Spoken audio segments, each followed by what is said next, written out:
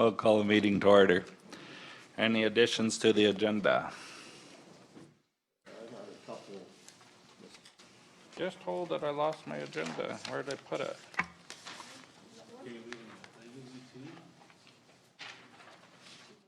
I had it, I was writing on it. I know you did. You were writing on yours? Yeah.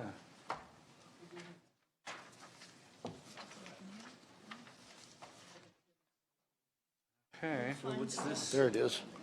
here it is, right here. Thanks. Do I have the right one? Yep, the one I was writing on. Okay, I'm ready now. Any additions? Ben had a couple, Ben. Under transportation and infrastructure, a request for signage and a gravel request. Okay, that'll be 3.4C. Yep. In addition to that, C 1 and 2, I guess. Yep. Okay, any other additions?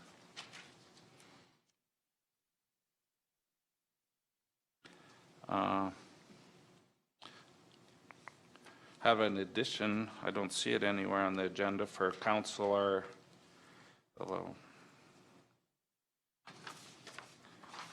mediation request. I'd like to have all of council here, though. I'll just put it on there. I don't know, is Brenda coming today? Does anyone know? Don't know. I'll put it on under new business, JK. Is this in camera or no? I don't think it needs to be on camera anymore. But listed as a which? I will say councilor mediation, unless somebody has a better word for it. I believe last meeting it was called, we went in camera, I forget what it was called for in labor. Okay. But to follow up on our in-camera on labor from the meeting before, it has a. Any other additions?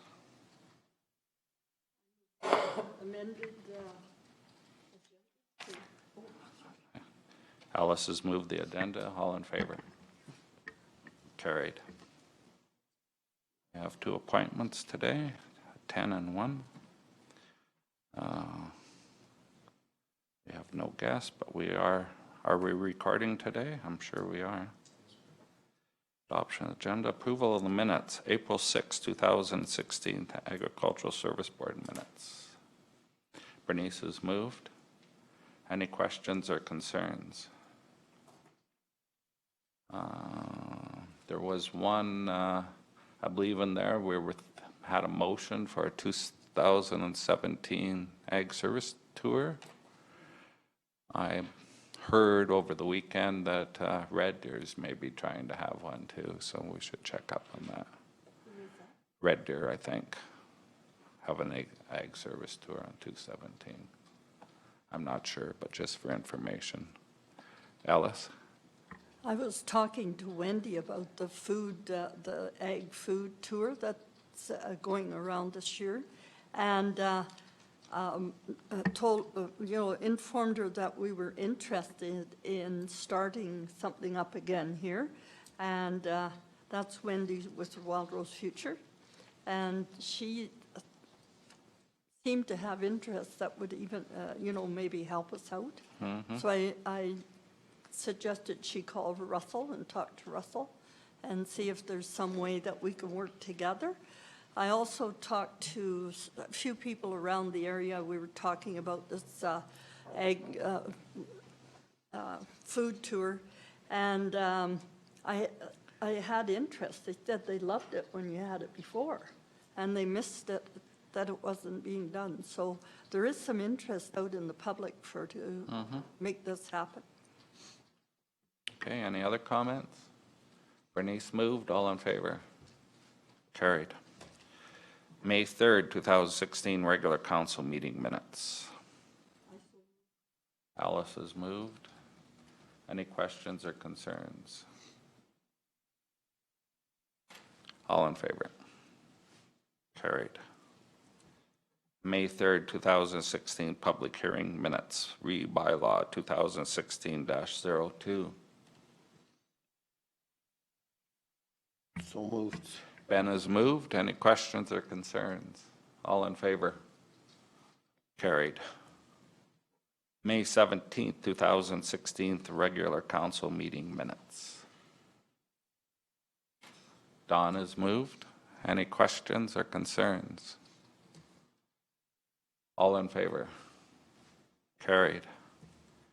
And the May 17th, 2016 public hearing minutes, bylaws 2015-53, 2016-04, 2016-08, 2016-10, and 2016-11. Bernice has moved all of them. All of them. Is there any questions or concerns? All in favor? Carried. Unfinished business update, donations, Fort McMurray. So, Mr. Chairman, I just wanted to update that there's been about $900 worth of donations from staff and council towards the Fort McMurray fire effort, and that's been passed on to the Red Cross. Okay. Okay, thanks for that. Any questions? Alice? How much was raised with the staff and 900. Just at 900 right now. 900? Yeah. I guess in a way of information too, we had a FCSS meeting, and FCSS will be making a donation to their FCSS, but we're going to wait a year because of past experience with High River and Slave Lake. They really need more help in the second year when everybody kind of forgets about them.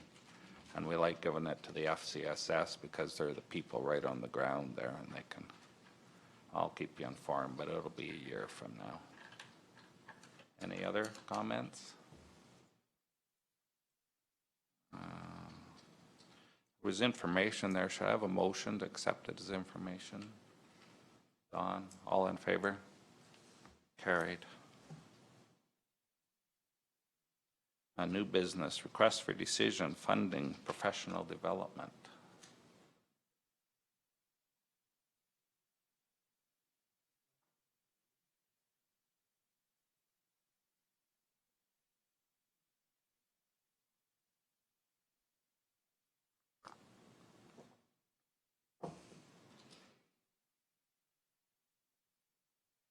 Alice? If you look at the financial end, this is a pretty big cost of, and I'd like to put this to the CAO. It seems that there's $240,000 at that complete course of all the different, like there's FY 16, 17, and 18. So there's 3 different modulars to this education by what I'm looking at. And that's a lot of money. The 204, that's a reserve? Is that what's one of our reserves? Well, Isn't it? reserves. That's not how I much see. this is. Okay, Cost is the 3 down below. Yeah. 6, 8, and 4. 6, 8, and 4, yeah.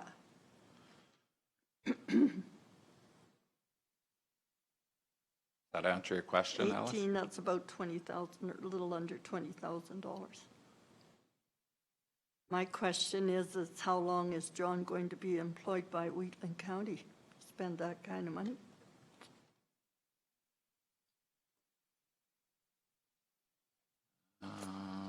Okay. John Lee, this is not just John, this is our standard agreement. I got it here, is they have to repay 100% if they terminate their employment during the first year of completion. Second year, they have to return 75%. Third year, 50%. Fourth year, 25%. And if they make employment for 5 years, there's no return on any monies. And they have to pass the course they're working on before they can get passed on to the next course. The other part of the question is how much time is this taking away from his employment? I don't think, I'll let Ellen answer that. So this would be on his own time? This would not be worked at during work hours?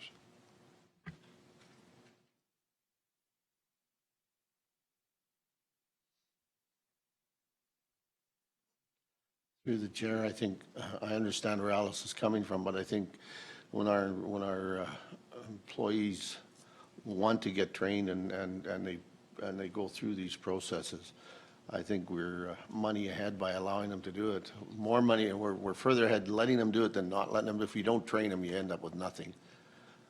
You have people filling space. If you let them train, you might be able to keep them a little longer even.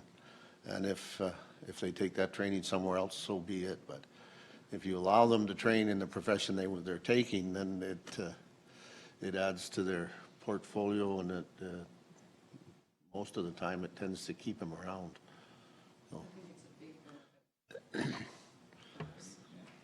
So I'll move the recommended action to release the necessary funds.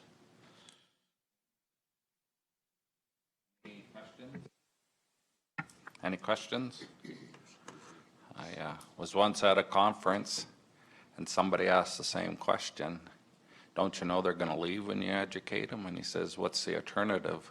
We don't educate them and they stay. Okay. Any other questions? All in favor? Carried. And I'd like to take this opportunity, Ben, we're talking about professional development, to congratulate our CAO on successfully completing his course. I believe he took that all in his own time and he worked very hard at it. I know that. And please accept this as our congratulations from council, and I hope you're here for 5 years to use up our money. Thank you, Mr. Chairman. I hope to be here more than 5 years. So, Okay. the good Lord willing. Okay.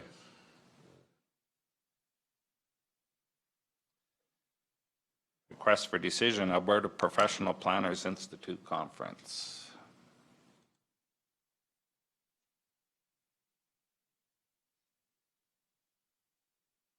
I guess for the benefit of the media too, some of these courses we send our managers and employees on are part of to keep their professional designations up to par too. They have to take a certain amount of training to keep their credits up, which is to the benefit of the county too. Morning, Brenda. Alice. I move the recommended action for the Alberta Professional Planners Institute Conference in January for 3 nights from October 2nd, 3rd, 4th, 2016. Okay, any questions? All in favor? Carried. Request for decision, Regional Infrastructure Services Program Assistance Grant.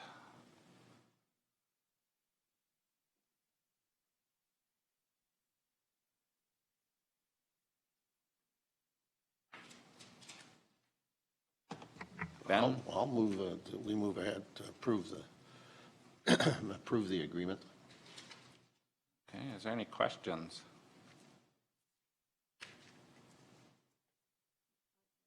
Alice? So this agreement is for 1 year? Is that through the CAO? It says for 1 year?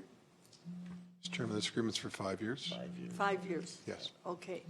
I just wanted to make sure that, so right now it's 0.25 of a mil over 5 years, or that can be changed if we deem fit later, like next year if we do? Yeah, Mr. Chairman, it's set right now at 0.25 of a mill rate for the non-residential, and the split, I believe, should be on there as well. The agreement would be signed by all parties, the same agreement. I've talked to all different parties, my counterparts at each one of the different municipalities, and they haven't seen this agreement yet. You're the first ones to see it. I just wanted to have that approved before we approach that with them. And it's fairly unobtrusive. We're not asking for a lot of detail. We're just asking for an opportunity to take a photo and to understand via letter at the end what they've expended those funds for. There's no stipulation saying they can't use it for this, that, or the next thing. It's just we want a trail on that so that the public knows where the monies have gone. And through the chair too to this, like, when you read the latest that Danielle Lavrie sent out to municipal affairs minister, when she's putting in the new act that municipalities have 3 years to come up with this type of, something along this line to prove that we are doing something for the, so I think we're we're on track anyways with where she's coming from, so. Yeah. So the other thing I wanted to mention, Mr. Chairman, is just that you'll notice this is just for the villages and the 2 towns. It doesn't include Gleason and Carsland.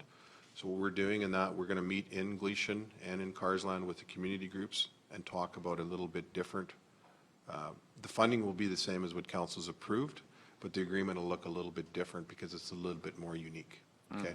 So before we rush into it and do an agreement, we want to discuss with them. And when we do that, we'll invite the area councilors as well to participate in that so that they understand the ground roots, what's going on there. So. Okay. Alice? In doing that, Alan, how do you decide Gleason's, Carsland, and not any of the other small areas? We look after Gleason and Carsland, so why would we sort of set them out above anybody else? Like it's going to be difficult, I think. Yeah, that's a good point. So council's had that discussion. Council approved us moving forward with any municipality there or urban area that has more than 150 people. So that includes Gleason and Carsland and doesn't include the other ones. The curb funding is available for any municipality, any community, any other organization. We have talked to Marcy with the curb board as well, and so she understands that. And actually, to be honest with you, that's kind of where we got the idea. She thought it might be a good idea to sit down with them and understand where they're at too. So does that make sense? And through the chair, it wasn't just the population, it was the services that were supplied in those communities. You know, pool or swimming pool, skating rink, curling rink, if they supply the same services, and Okay, Rex, did you have your hand up? No? Any other questions? All in favor? Carried. Request for decision, general policy, smartphones. there's such a thing. I believe they're very smart. They got you on the hook.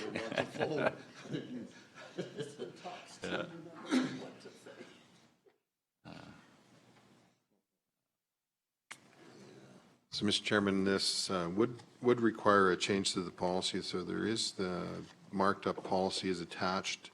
Currently, there is $100 reimbursed to council members. I guess the recommendation is to reduce that to 60. So I'm sure that'll encourage some discussion. Oh, sorry, 60 and 20. Yeah, sorry, 80. Okay. I got a question. Go ahead. Still costs the same for this smartphone as any other. What kind of device otherwise are you talking about? Because it still costs me the same for this phone as it did the old phone before. It's still a smartphone. Yeah, well, that's what I thought.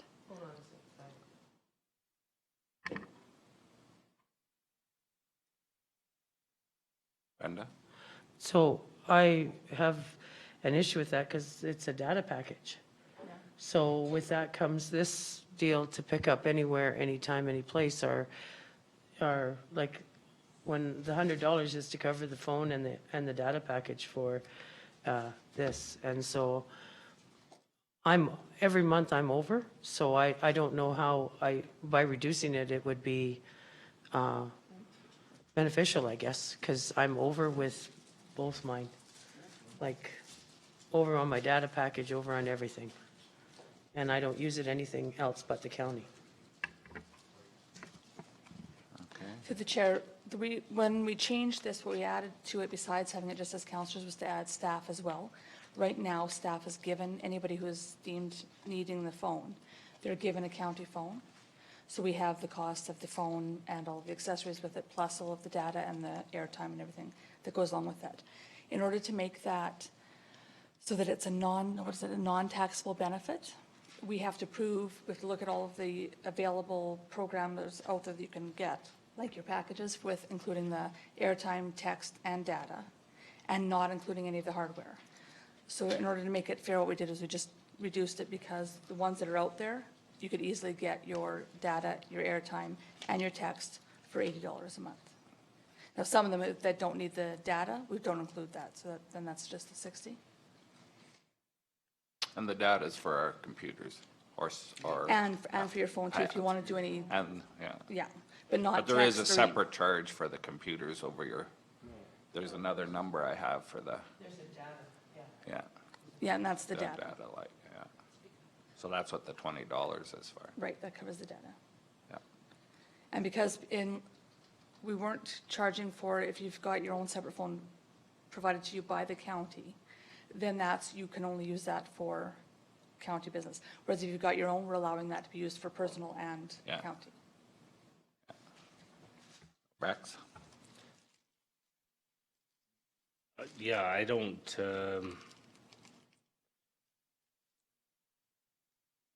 feel that I charge this county over on anything. I feel like going down $20 is not reasonable. I think, to be honest with you, it needs to go up $20.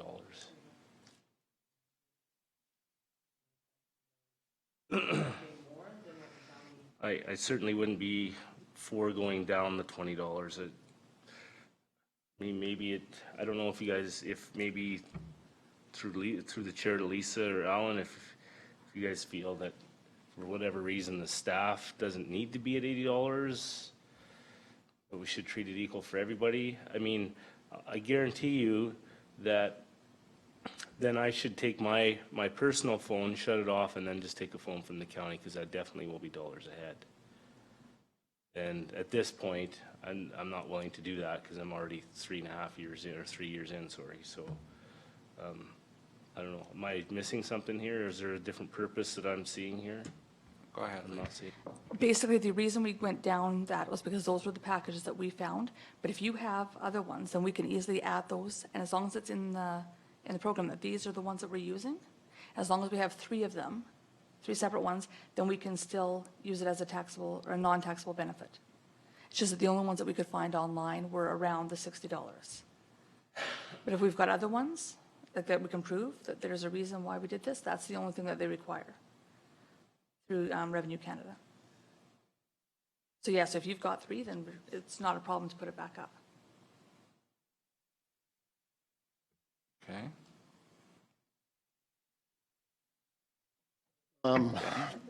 Through the chair, I don't pay that much attention to it when it comes through on the billing. So to me, it's not a big issue. I know I get a call on this every once in a while from whoever up there, God, up in wherever the hell it is, that says that I've got X number of left on my data. And that's usually within 2 or 3 days of the end of the month or whatever it is, and I've never gone over it yet that I know of. But if I have, I have. I don't pay that much attention to it, so to me, it's not a big issue. You're right at this point, but if you go back $20, if you're already on that edge, some of us are going to be over, some of us are going to be under. Yeah, but a lot of that is due to my own personal use, not the county's use. A lot of that's, so I can restrict my own use on there too. The wife's always giving me hell. Why are you using that thing? It costs more money. Use the other phone.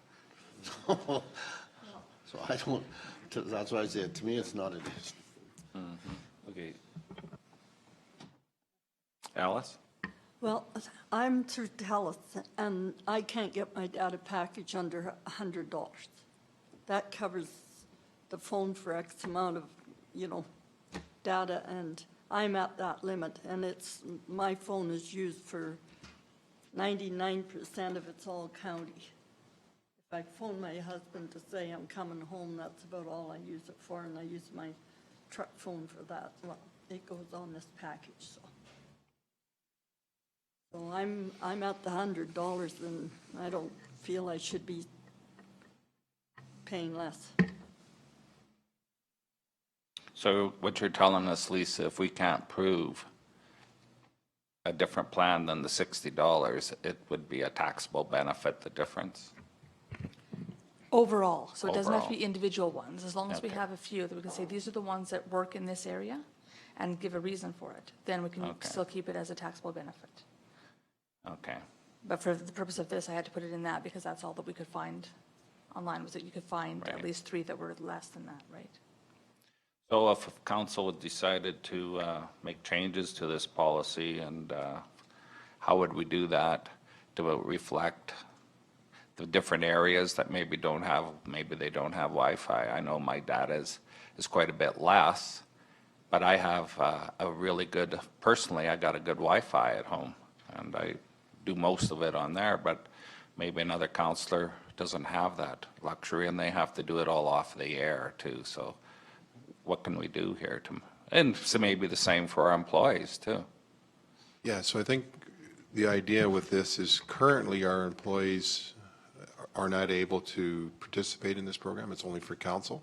Oh, okay. So the idea was to extend it to Include the 'em. employees. And then when they did the research, they felt that the $100, or the $80, I should say, should have been 60 at this current. But that's up to council. If council wants to keep it at 80, that's fine. And if council wants to keep it the same and not have employees included. But we do have some employees that have a personal phone and a county cell phone, and, you know, it's an inconvenience. It's a minor inconvenience, but that's about the only thing. So that's what it's coming from. There was Okay. some discussion about, you know, is there a possibility that staff could participate in this smartphone plan? So. Okay. Rex? So, and that, I guess if you combined everything and threw it in a pot, we'd all be around that $100, but maybe it is 60, but I bet you the data is definitely over $20 a month. So if we push this policy to say $60 on the cell phone side, is it reasonable to say $40 on the data side? Does that make sense? So you're still If at you're gonna go 100, up but 20, then, I'd go up on the other side. yeah, I do but the that 80 would and still 20. appease Revenue Canada. It should be fine as long as we've got reasons Maybe for that's it. the way to go, because $20 in data gets me nothing. It really does. So I can maybe see the $60 on the phone side, it'd be close. So maybe if we just went at it that route, then nothing's changed, really. Yeah, and that's certainly an option, is to go back to the same numbers as it was, keep it at that, and then just also include it as an option for staff. So staff don't have to participate, they can still take the county phone, or they can choose to use their own.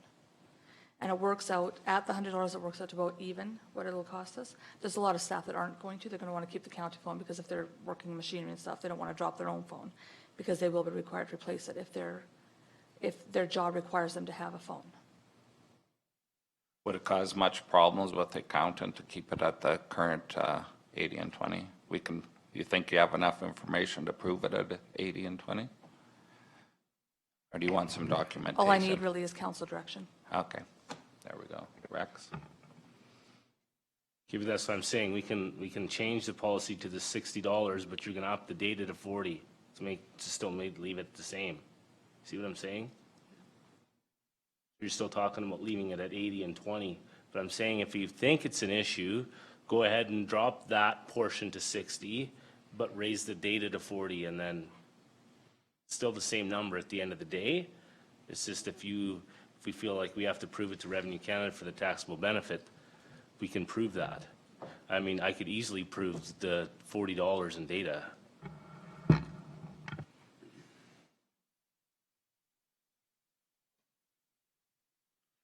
Okay, I'll talk for our ratepayers. I think it's a little sometimes confusing, because when you have a talk plan, it includes data. And these data plans are for another device, like your computers or stuff, I believe that's what they were, like another number.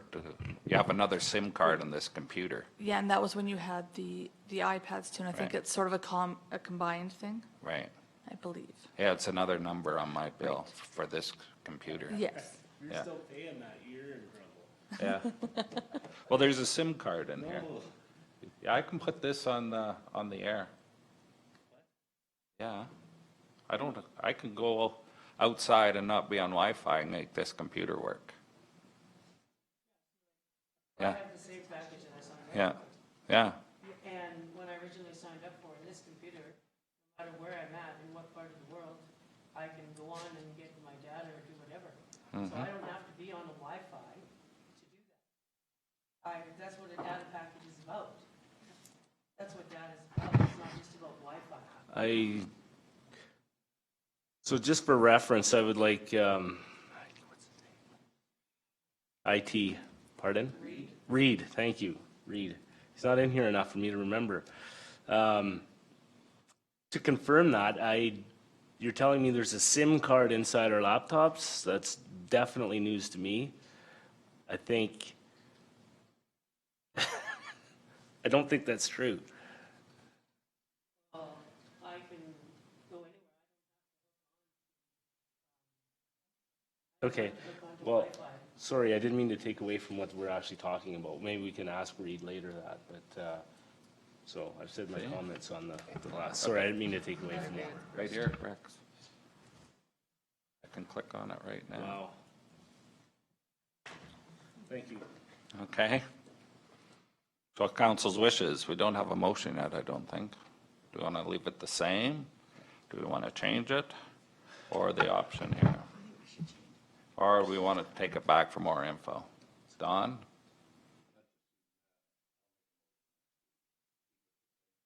And include the employees in it or not include the employees in it? Yeah. Include the employees?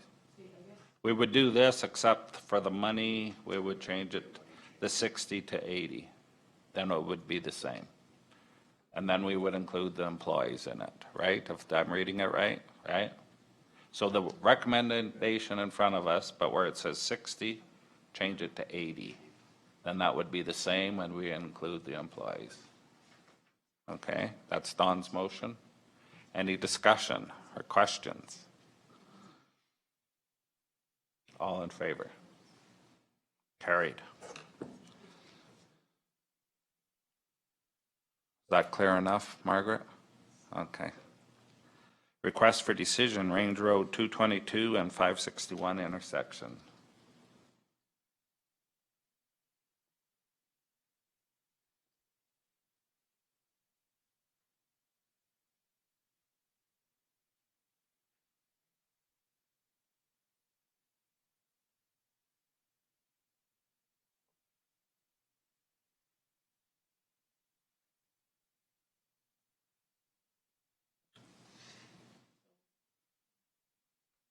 Brenda? I had 3 hands move at once, but yours stayed up the longest. Okay, Ben? You're the closest. Okay. You're ready on the button. Okay, Alice? I'll go. You're in the middle. Yes, I've had some conversation about this intersection. Some people feel we should have a reduction in speed on the 561. The 222 isn't really the problem, they feel. It's, we have a lot of grain trucks and oil field trucks, and that's a major road through there. So there's a lot of heavy traffic. And This- one of the problems. Sorry, Alice, this isn't about speed, this is about Well, paving it. It's about both. The intersection. and, I think. It's about both. This is, yeah, accepting a tender of the, Well, and I'm leading into that, of the turnoffs or the pulling off out of 222 onto 561. There isn't a very big turnoff so they can go east. they got 3 lanes on it. Well, yeah, but it's very narrow. So I think that should be looked at for the turning, like coming off of 561 onto 222. Same going to Standard, we have issues there with the B trains. So I think this needs to really be looked at. Brenda? Yeah, I'm gonna.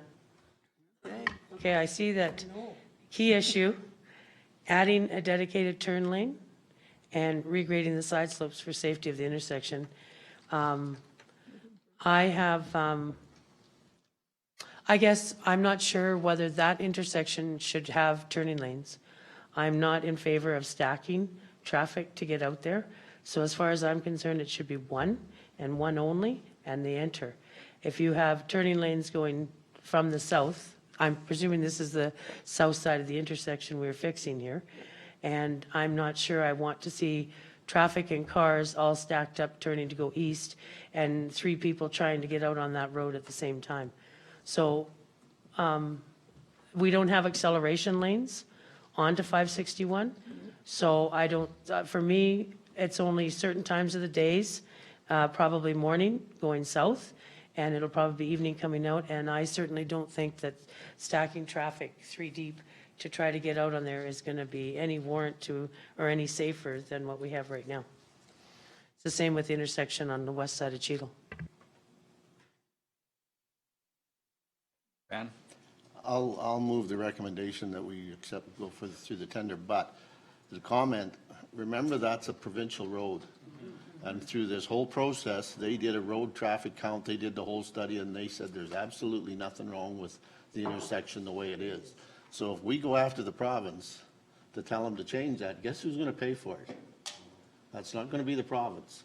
It will be us paying to make that change. And personally, I don't think there's an issue that if the staff out there think that there's an issue with vehicles going onto that, they have all the control in the world of keeping those kids on and leaving that site in groups, not as a mass exodus off the site. A lot of them will be going south and some of them will be going west. So to me, I don't have an issue with this approval, but the other one is an issue that we gotta talk about some other time. But if we push the province on this one, we'll be paying for it. They won't. Okay, Rex?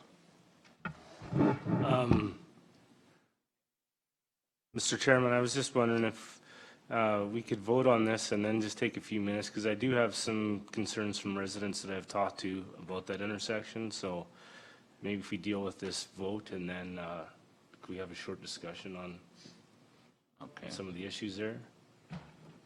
Or we have a committee of the whole coming up, or was it part of the committee of the whole agenda? Mr. Chairman, this deals with the paving. Right. The issue that Councillor Booth brought up is an excellent one, and it's actually in her report. There is all the information that came from the ministry on the speed limit. And I mean, you can discuss it whenever you like, but it is in her report if you go further back in the package. So I would tend to agree that, you know, deal with one matter and then the other.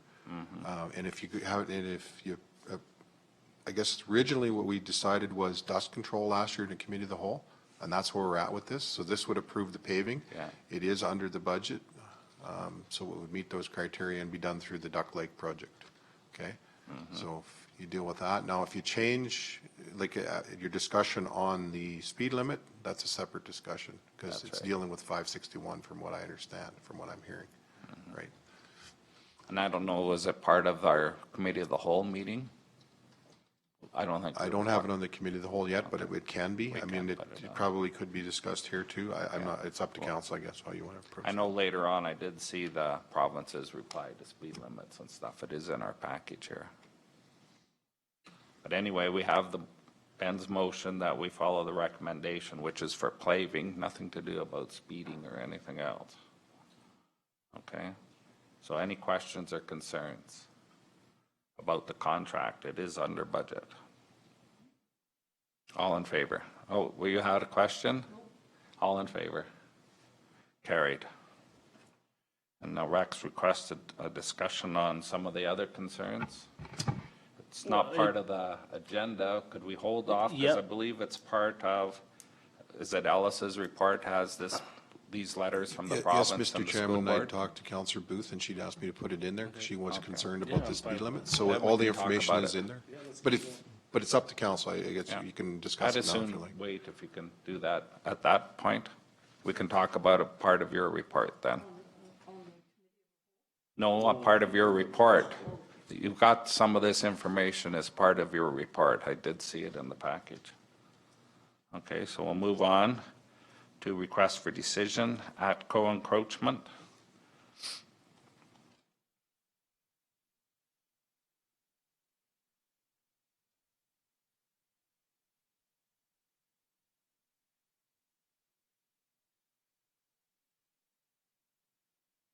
Council's wishes. Rex? I also move, Mr. Chairman. Okay, Rex is moved. Any questions or concerns? All in favor? Carried.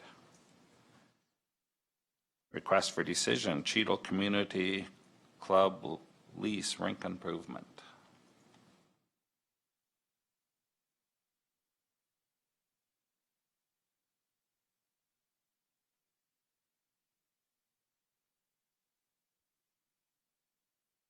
Bernice?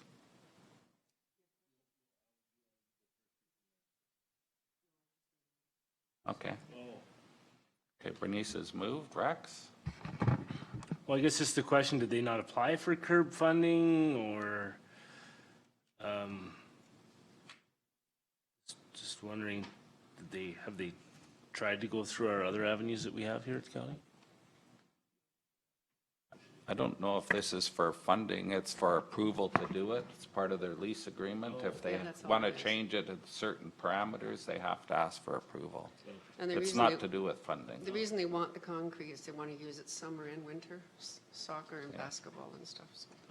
And I think there was maybe, if I remember, they were looking for the Canada 150 to get a grant through that granting process.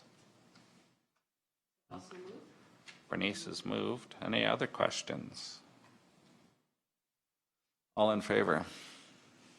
Carried. Request for decision, lease tender, Carsland Lagoon Lands.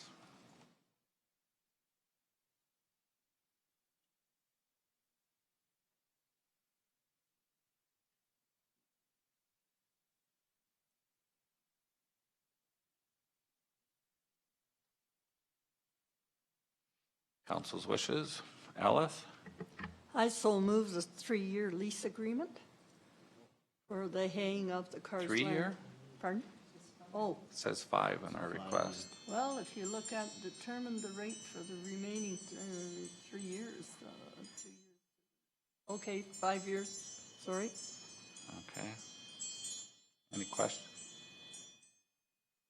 that my hearing aids or is there something else going on? Somebody's doorbell's ringing. Probably mine. Okay. Sure.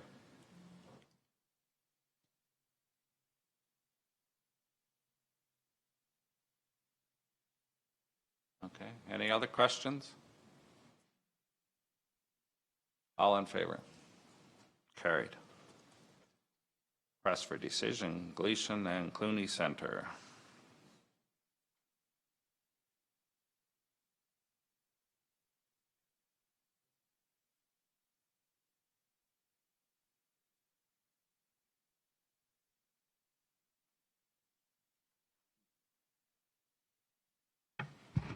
Rex? Also move, Mr. Chairman. Rex is moved. Are there any questions or concerns?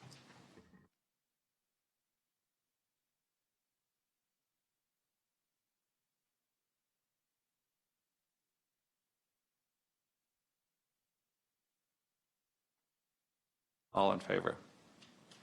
Carried. Financial report, bank reconciliation for the month ending April 30th.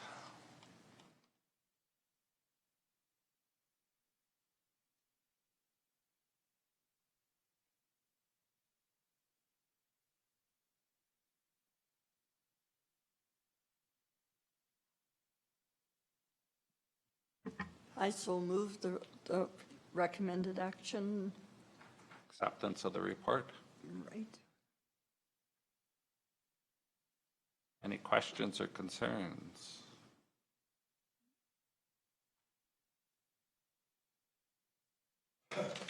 All in favor? Carried. Okay, what's that?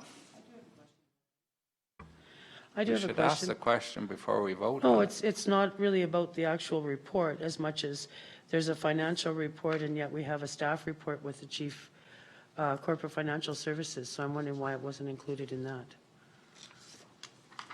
I'll ask our CAO, do you have an answer for that? Because normally it is with the other financials. Yeah, you're going to see a big change hopefully in August as proposed. There will be a quarterly report. It'll probably be in the neighborhood of 25 pages. It'll be a full detailed report on where we're at with the budget.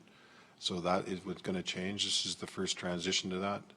The reconciliation will be part of a different report moving forward, so. Yeah, because this is usually presented to us by our chief financial officer so that we can actually ask questions at that time. Could ask questions of me. No, I know. Whatever I'm you just like, yeah. suggesting that it's The unusual. process is changing, Well, that's what I noticed, I guess. yes. Okay. Any other comments? Okay, we'll move on. Counselor mediation. I know last meeting we talked about it, and we were to go home and think about it. And I got these two things here. I'm sorry I didn't copy it out. I was restricted on time. But what council's feelings on moving forward? Do you want a detailed report on? I could maybe get it out for this afternoon. I could ask staff, or do we, what's your feelings? I know one of them here is quoted us $200 an hour plus all travel expenses. They really, this outfit here did not, this is Delton Mediation Services. They're not used to mediating for such a large group, so they put down the $200 an hour. They would follow the introduction, agenda setting, what issues to discuss, exchange information, communication, building understanding, and uncovering interest, and then resolution options. And then civic solutions are the more experienced group I talked to. I thought out of the two, they have done some council work, and they have one person in particular that they like to use. Her name is Dorothy Moore, and she was at one time, it's the same Dorothy Moore that was mayor of the town of Didsbury in 2001 to 07. And she is she's done a couple of these counselor things in the past, and their price tag was around a lump sum fee of $3,300 plus GST and expenses. Expenses are estimated to be $400. Meals, $48, mileage, $150, accommodation, estimated at $150. That is their basic thing. And this one here, I believe she would contact every counselor beforehand for input before we have our meeting together and when we can negotiate a settlement. Ground rules, everyone participates, we support each other. It's a safe haven, no subsequent consequences. We respect confidentiality. Be back at agreed time. No phones. We have fun. That outfit. And then there's our peer network that the province supports, AMDNC and AUMA. I did phone Phyllis. I have trouble with her last name. Gambaskian. She's a counselor of Parkland County, past mayor in Reeve. And I don't know what the charges are for that service, but they would come down and I did, when I did talk to her, if we wanted, we could get the services. Bill Sutherland works with, through their office, and he does work for municipal affairs, so he's accustomed to this. I've talked to all three. I'm sorry, that's me personally. I'm the Civic Solutions, sounds like a good one. And and Phyllis through our peer network sounds like my two best picks. One or the other is probably about as, I'm thinking about as the same.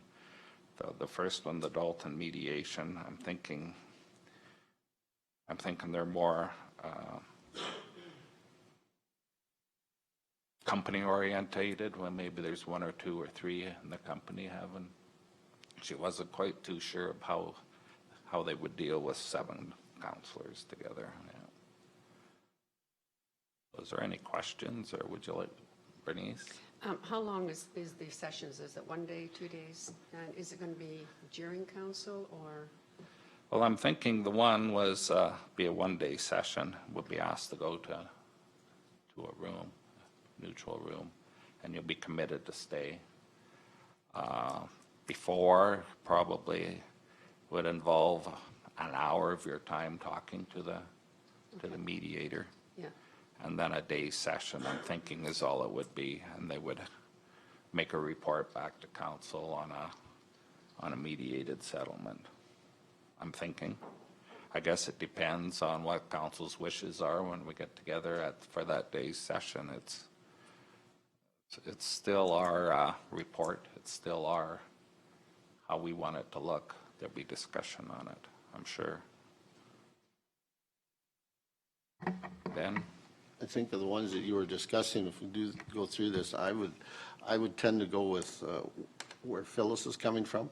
We could ask her to do certain things, like if we like the idea of contacting everybody and talking to them private, that we could ask them to do that.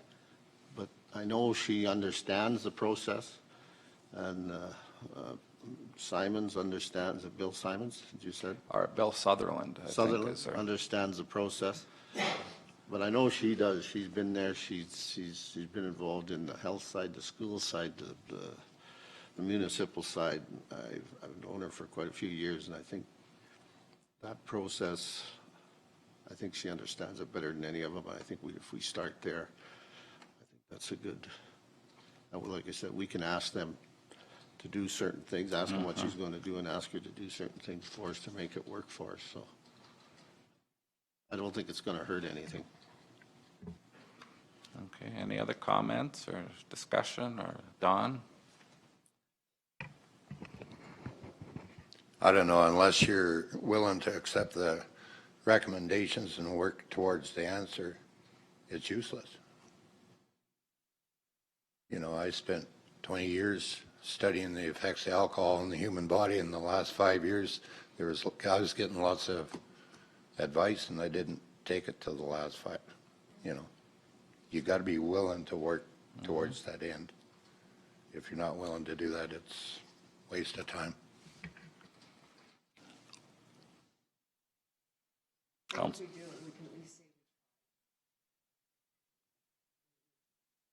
see. Isn't part of this process you have to sign a document stating that you are willing to work towards it, or something along that line?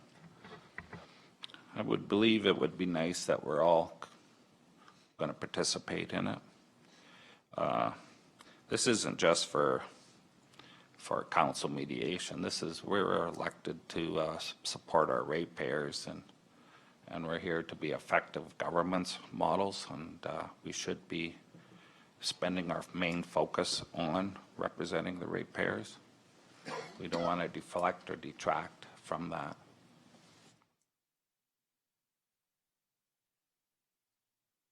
I mean, we have lots of meetings for a day here and a day here, or it's just another day. It is for the betterment of our ratepayers, for our governance model in the county.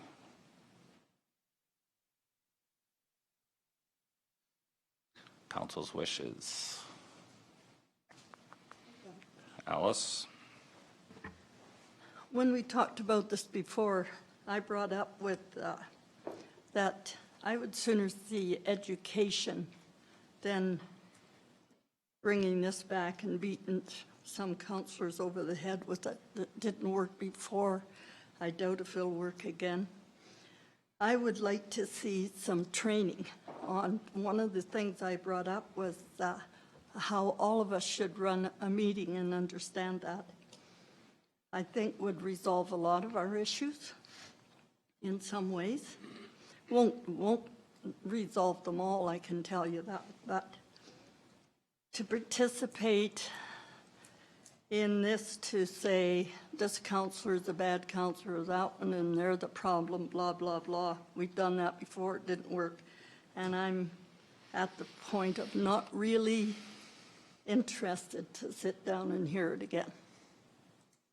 That's where I'm I'm thinking you coming got from. a little bit of a wrong idea here.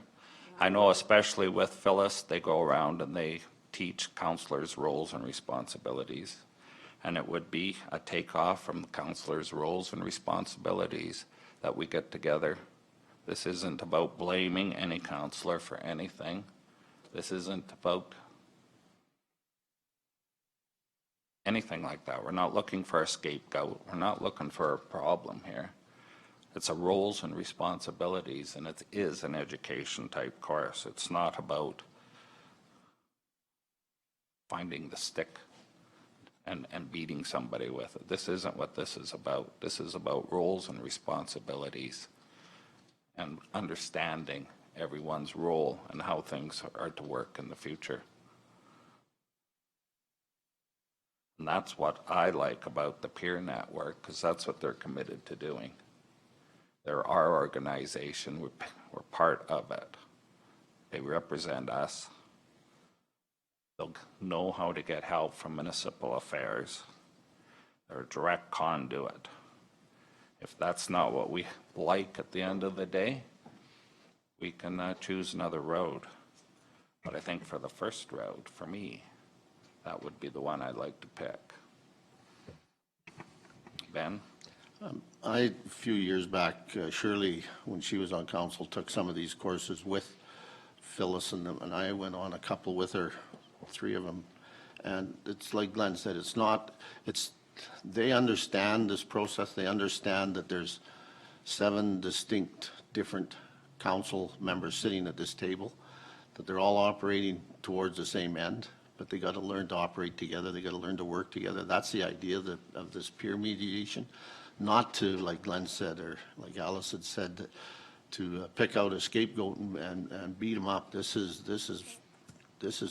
to help councils learn and understand how they work together, knowing that they are all individual and distinct individual characters. We're all the same type of character. That's why half the time we're having trouble with it. But their idea is to help us work our way through it so that we can operate and work together, as Glenn said, for the betterment of our ratepayers. It's nothing else in there at all. It actually is some of the, when I was involved with it with Shirley, the sessions that we went to, we actually did some of this in mock mediations. And it's quite interesting to, they set up a scenario and you go in and you deal with the different issues, and it's quite interesting and it's quite educational. So I don't have an issue with it. I don't think it's, at the end of the day, I think we'll all benefit from it. And I think we'll all come out of it better for looking at it. And I don't think the cost is that bad either. I'm thinking through the peer network. I did ask what it would be, but it wouldn't be any more for sure. It just wouldn't make sense to me.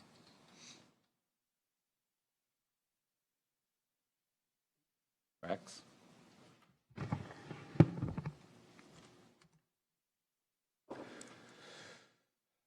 I'm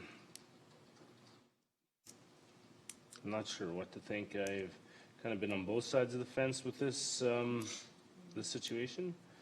But, so just kind of sitting here thinking while the rest of you are having a discussion here. And I guess I'd be willing to go through our peer network through Phyllis. My hope is that's a start. And instead of doing this towards the end of a term that we have, we change this into a counselor orientation at the beginning of, or after, just after an election, the beginning of a term. So start the process here, and then from now on, if we can do something or put something in place that something like this happens every 4 years, after election, prior to a term being started. I think it would be extremely beneficial. Whether it's to deal with counselors getting along, or how to run a meeting, which is what I've said a few times, which is because, you know, I vice chair 2 other committees, and I haven't had heavy responsibilities put on me as far as running those meetings independently. And so I look to my peers right now, but it would definitely be beneficial for even myself to have that information. So that's kind of where I'm sitting. Okay, so if I heard you right, you'd like to have something now and make a decision on what to do after an election, or we'd have another resource there. I know I've been through some roles and responsibilities after elections, and it comes from sometimes, yeah, we talk 5 minutes. Sometimes we have somebody come in, or we're invited to another counselor. This here would be more structured, talking to other people, counselors. We need more training. Go ahead. I guess I should be cautious. We had a lawyer come in that that's day, right. now that I remember, but I honestly, I didn't get a lot of value from him. I don't know, I think somebody like our peer network would probably be more valuable to me than the lawyer was. So I do remember that. Yeah. Just got to be a better way. And once every 4 years is maybe not the answer. When I was first elected, there's so much coming at you, so fast and hard. We all need refreshers. I need a refresher right now, and I've been to a few. But if council would like to me get in contact with Phyllis, I would need a motion or not. Or unless you want more information. I'll put a motion on the floor, then we can deal with it, to move forward with the peer mediation through the AMDNC and AUMA through, is that what it's called? I believe it's Phyllis. Phyllis. I'll get a hold of Phyllis Sebastian again. as a lead on it. Bernice has asked for a recorded vote. Any questions or concerns? Margaret? I believe that's what it's called. Through Phyllis is who I contacted. When we started down this road, Phyllis was, and these other, it was actually her name provided to me, and it was actually Dalton was provided to me, and it was Civic Solutions were provided to me through another party. Okay, any other questions? Recorded vote, all in favor? Opposed? Councillor Knight opposed. All the other councillors voted in favor. Thank you.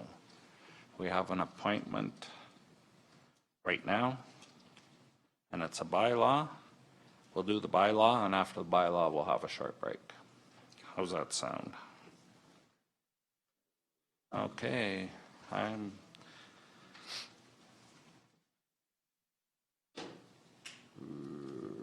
ready. Appointment bylaw, public notice. Okay, I'm thinking, good morning, Jim.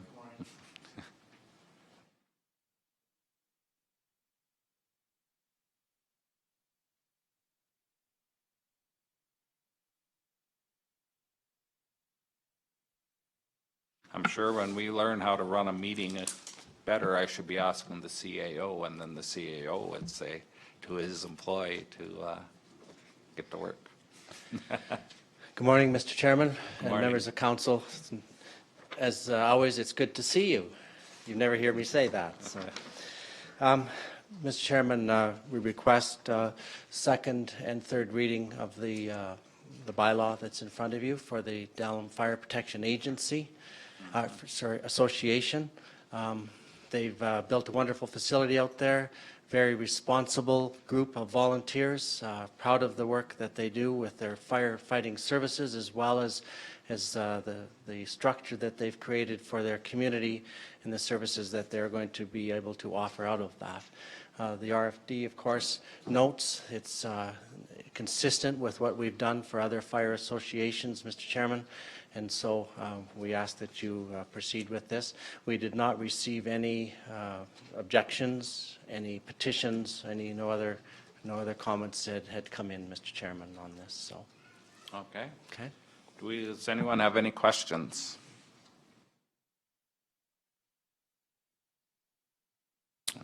Council's wishes.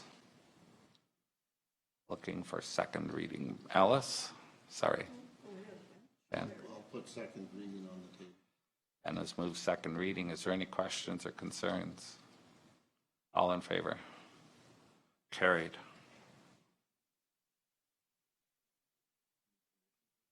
No, we don't need, we've already had, we can't do 3 readings, we can do 2 readings. We've already done one. So we're just doing third reading. There's only 2 readings required. When you do all 3 in the same meeting, Yeah. you have to ask permission. It has to be unanimous. This has already received first reading, so all you have to do is read second and third. Third So- reading. Okay, you can't do 3 all at once. Alice? No, I'll move second reading. No. Third reading. I'm sorry, third reading. Okay, any questions? All in favor? Carried. Okay, thanks for coming in. And we'll have a short break.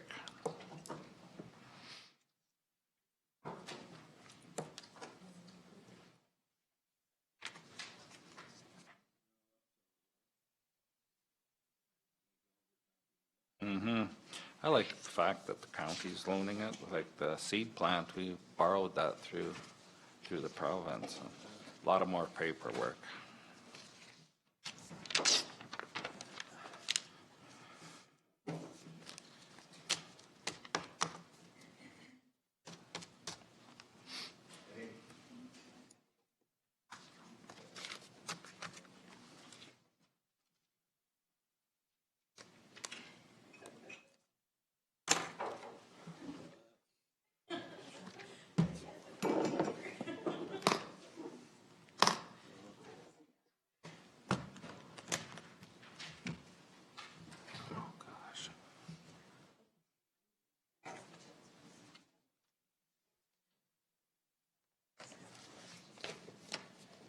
I have a policy here for farmers. My son's one.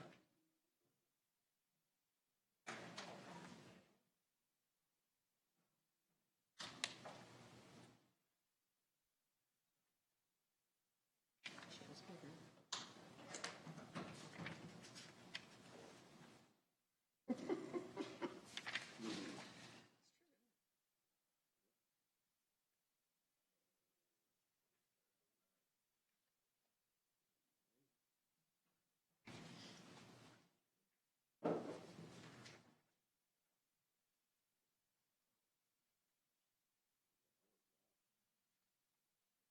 And Reeves' report is, we do have some ASHA stuff on the website or on the agenda package. If there's any questions, I'll entertain them. The further report to the ASHA conference during the question period there, same as the question period we had here with Rick Pollard. I asked the question about funding for planning. I did get a hold of, I was phoned by the Minister of Seniors office, and they did have a phone conversation with me for a few hours, and it was through this conference that they got my name with the questions I've asked. I got answers to that question. And since then, yesterday, I got an email from Mike Leithwood, and they would like me to come in. I don't know who else got this email, I can't tell you. As the chairman of Wheatland Housing Management Body at 8:30 to noon to talk to him, and he is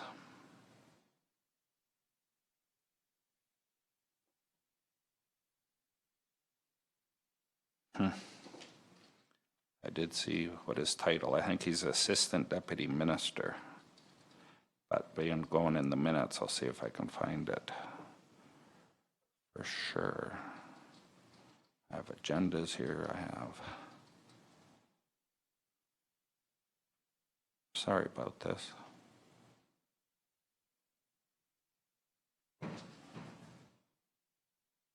Anyway, evidently there's an invited meeting there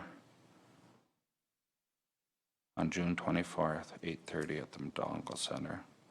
It's about planning for Alberta housing going into the future. The government is quite sincere about getting this planning done, so. Any questions?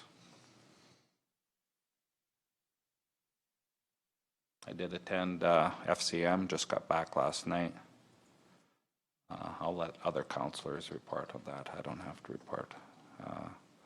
Bernice Bland was there, and it's also Brenda Knight, Councillor Knight, was in attendance of the convention too.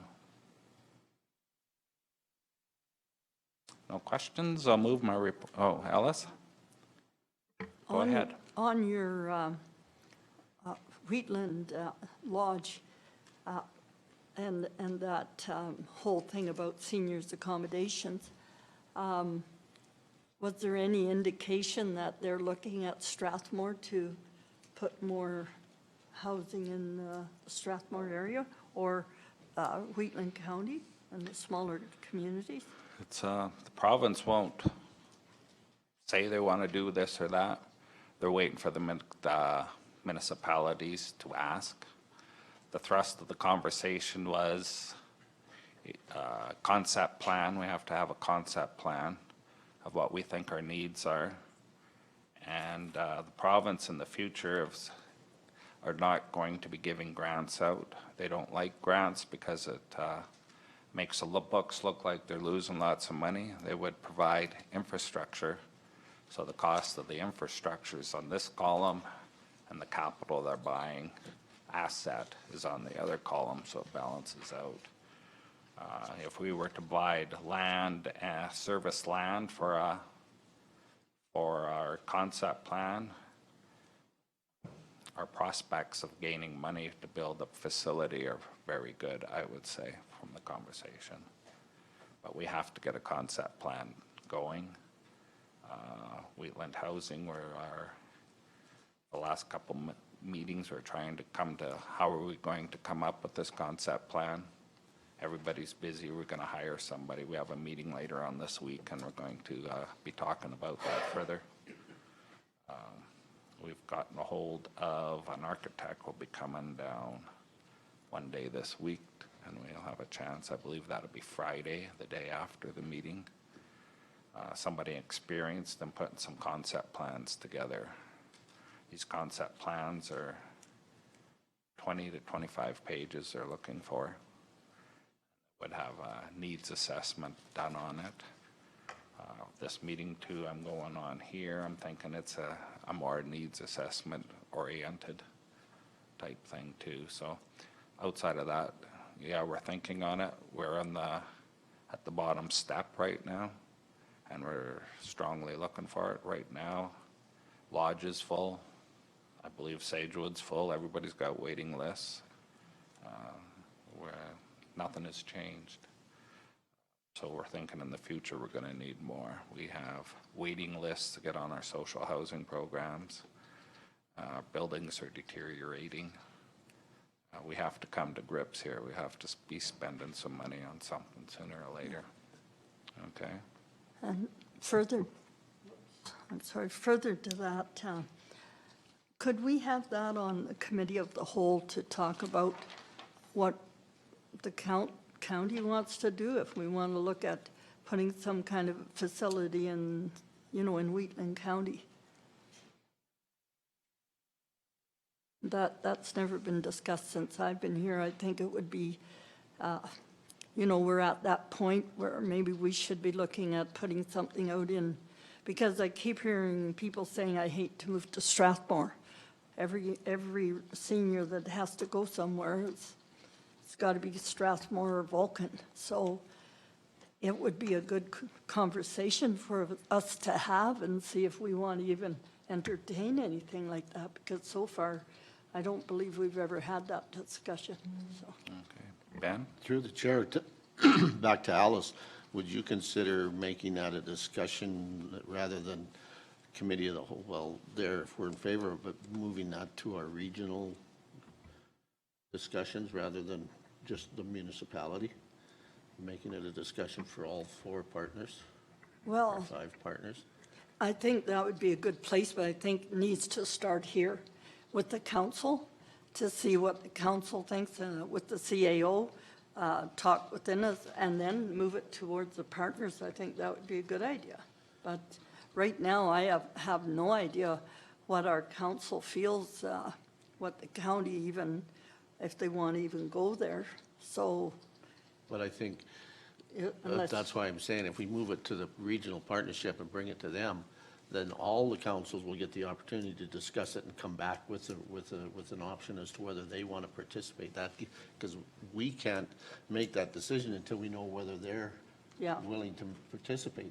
And it follows the province's line is how are we working on regional issues, and so it makes sense. Yeah. But I think we need to get everybody involved in it, not just okay, sure, I'm open to that, sure. ask Alan to put it on the agenda for the next regional. Yeah, we can certainly do that, Mr. Chairman. That's in July. The committee of the whole is June 22nd, so you'd like it on there as well? Is that what I'm hearing for discussion? Well, I'd like Okay. to, I'd like Everybody's the okay with that? council to Okay. have a discussion as well and make sure it Yeah, goes because to we the have partner. room on that agenda, for committee of the whole on 22nd to put it on there. And then I'll put it on the meeting for the July 18th. Okay, I got a couple comments just to inform council. Talking to the minister, if they put any money into it, they want to see a multi-use building. They want to see all levels of care. They would like to see multi-municipalities partnering together. So part of the process for the concept plan would be talking to each municipality, and through the committee of our regional partnership, that would be a good process. I'm just not sure by our next meeting date if we'll have a facilitator or somebody that can actually put this together for us. I would like to wait and make sure we have this, but we can certainly bring it up and get the different councils thinking about it, and maybe, I don't know how this facilitator and our time for the fall to get this concept plan in, how the dates are going to line up. It might be individual discussions, but we all have to have our input into it, or otherwise it's an incomplete assessment of our situation. Ellen? Mr. Chairman, I just wanted to ask how you wanted it in there. Did you want it as a seniors facility discussion? Because it's more than just housing, right? Is that what I'm They hearing? would like to see the seniors housing, But it would be, multi-care levels yeah, all 4 in levels. a residential community with social housing, and all in a community. They don't want to see, over there we have our seniors place and over there we have some low-cost housing. They like to see all-inclusive communities. So to build one in Wheatland County next door here is probably not a fit. They like to get the seniors and the people that are here are social, and they need interactions with the rest of society. And they are leaning towards urban type settings. If you want a rural type setting, well then I think that's for me, representing Wheatland Housing, that would be a different conversation. For me, being on that, Wheatland County wants something the way you're talking, then that's Wheatland County's idea, right? Okay, but we need to have some sort of a talk about it, but which way it's going to go, I don't know yet. We're just at the very bottom step. So is it okay if we put it in there on the agenda as a seniors facility? Or how do you want it worded, I guess, to get the discussion started? Seniors, but do you want it We could specifically just call it housing? housing too, or, Okay, okay. not social housing, but. But seniors housing, Seniors housing, okay. yeah. Good enough, I just Community. wanted to double check, okay. Senior and community housing, how's that? That's pretty good, yeah. Don? Would the proposed hospice center be part of this? I'm thinking it could be part of the talk. It could be a good fit as long as everybody gets together. The sharing of staff, I don't know, I've not talked to the hospice people, I haven't talked to the board about it. But when you're thinking of an all-inclusive, multi-level thing, it could be a fit. I won't discount anything at this time.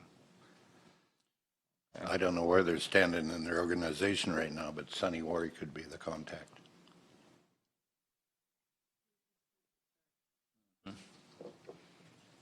We haven't talked to anybody yet. We're just trying to put the plan together. Alice? I think further to that is, if we know what we would like to do, this is a good opportunity to bring in our neighboring counties for that same discussion. But first, we need to know where, we're looking, because this would be a facility that could be as a regional issue with Nehill, Newell, and Vulcan. So it could broaden out real quick. Thank you. Okay, any other discussion? I believe I moved my report. I don't think we voted on it, did we?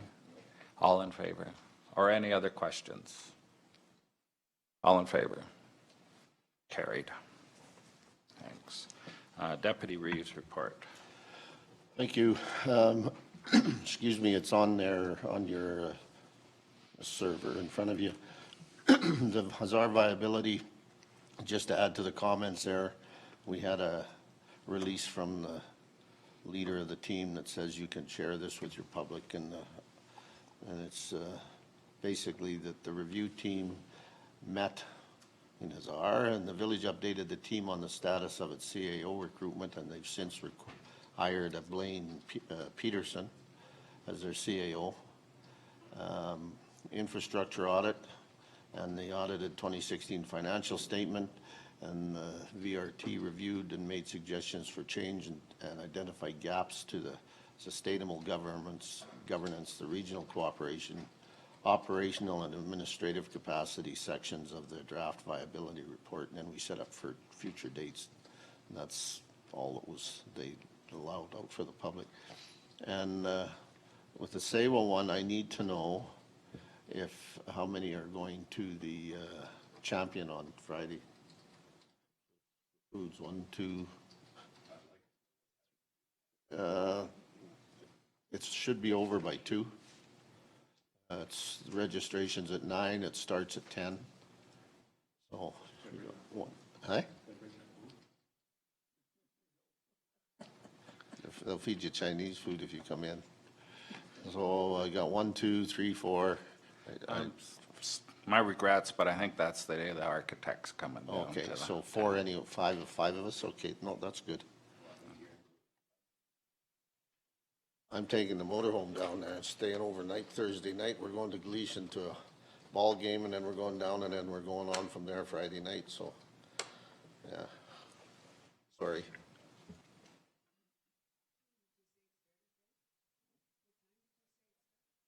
Registration's at 9 to 10, and it starts at 10. Okay.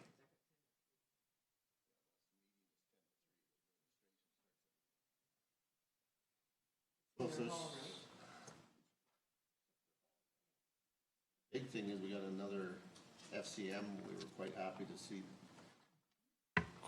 see the grant come through from FCM. They're a little stricter on their accountability for it, which is fine. We don't have a problem with that. But it was nice to see FCM support for the project, and to get 173, just under 174,000 to go towards our siting and technology and transportation model was kind of nice. So. Pardon? Through the Green Municipal Fund? Yep. Yeah, no, it was nice to see it come through. It was a pretty rigorous application, so. Yeah. So if there's no other questions, Go ahead.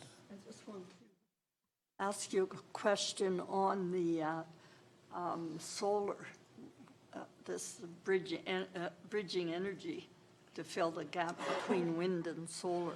Oh, there's this, some of the discussion we've had is with the governments, the way they're pushing now is eliminating the non-renewable energy.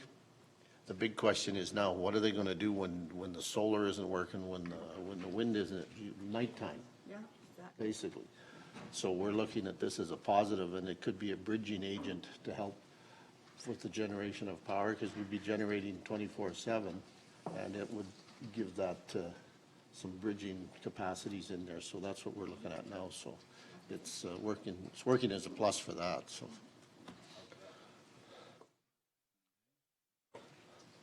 Any other questions? I'll move my report. Ben's moved his report. All in favor? Carried. Guess a couple leftovers from my, oh no, Ellen, oh, there he is. We'll move on with Division 1 Counselor Report. So that this, oh, go ahead. Through the chair, can you tell me what page your report's on? It's like, I'm not finding it. This is, I don't have any. 167 it starts. I've had a few conversations with different people phoning or running into them about the concern on the speed zone on 561 and wondered if we could do something about it. I had a talk with the RCMP person in Gleason, and they were very concerned because some of their children are going to be going to that school. And they've been out, I guess, watching a bit of the traffic and feel very strongly that the speed zone should be changed. So it's open for discussion amongst the councillors here. How does everyone feel about it? And of course, that is not our jurisdiction, but we can make a request. So I wanted to bring it to council so everybody can have an opportunity to discuss it. Rex? I think I'd talked to the CAO in regards to this as well. I had another comment made about, excuse me, somebody wanting a four-way stop there. I'm not opposed to that, to be quite honest. You can put, it's just like we talked about, you put a speed line, or a speed zone sign, a speed limit sign up. Either adhere to it or you don't. Stop signs, you pretty much, everybody stops at a stop sign. So it does slow that traffic down and allows buses to go on and off the highway without having a turning lane. I don't know, I think something needs to be done. I think we need to talk to the province about anything that we can do to make that intersection safer. Okay. Don?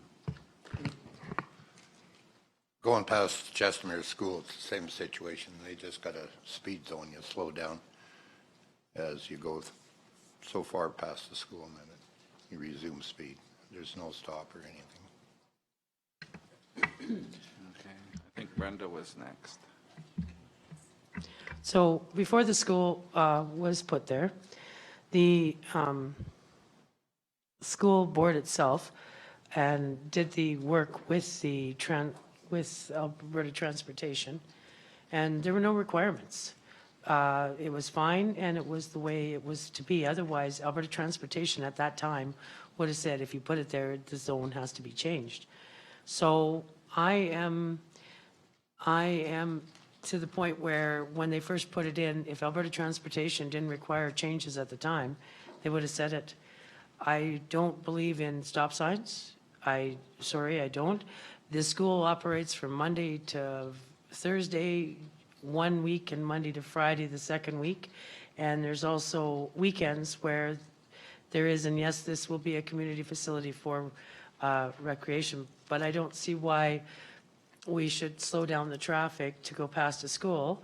If there's fencing, there's lots of schools that were on Trans-Canada coming across, I just drove home from Winnipeg yesterday, and one of the major schools, and all that was between the Trans-Canada and the school was a 4 barbed wire fence.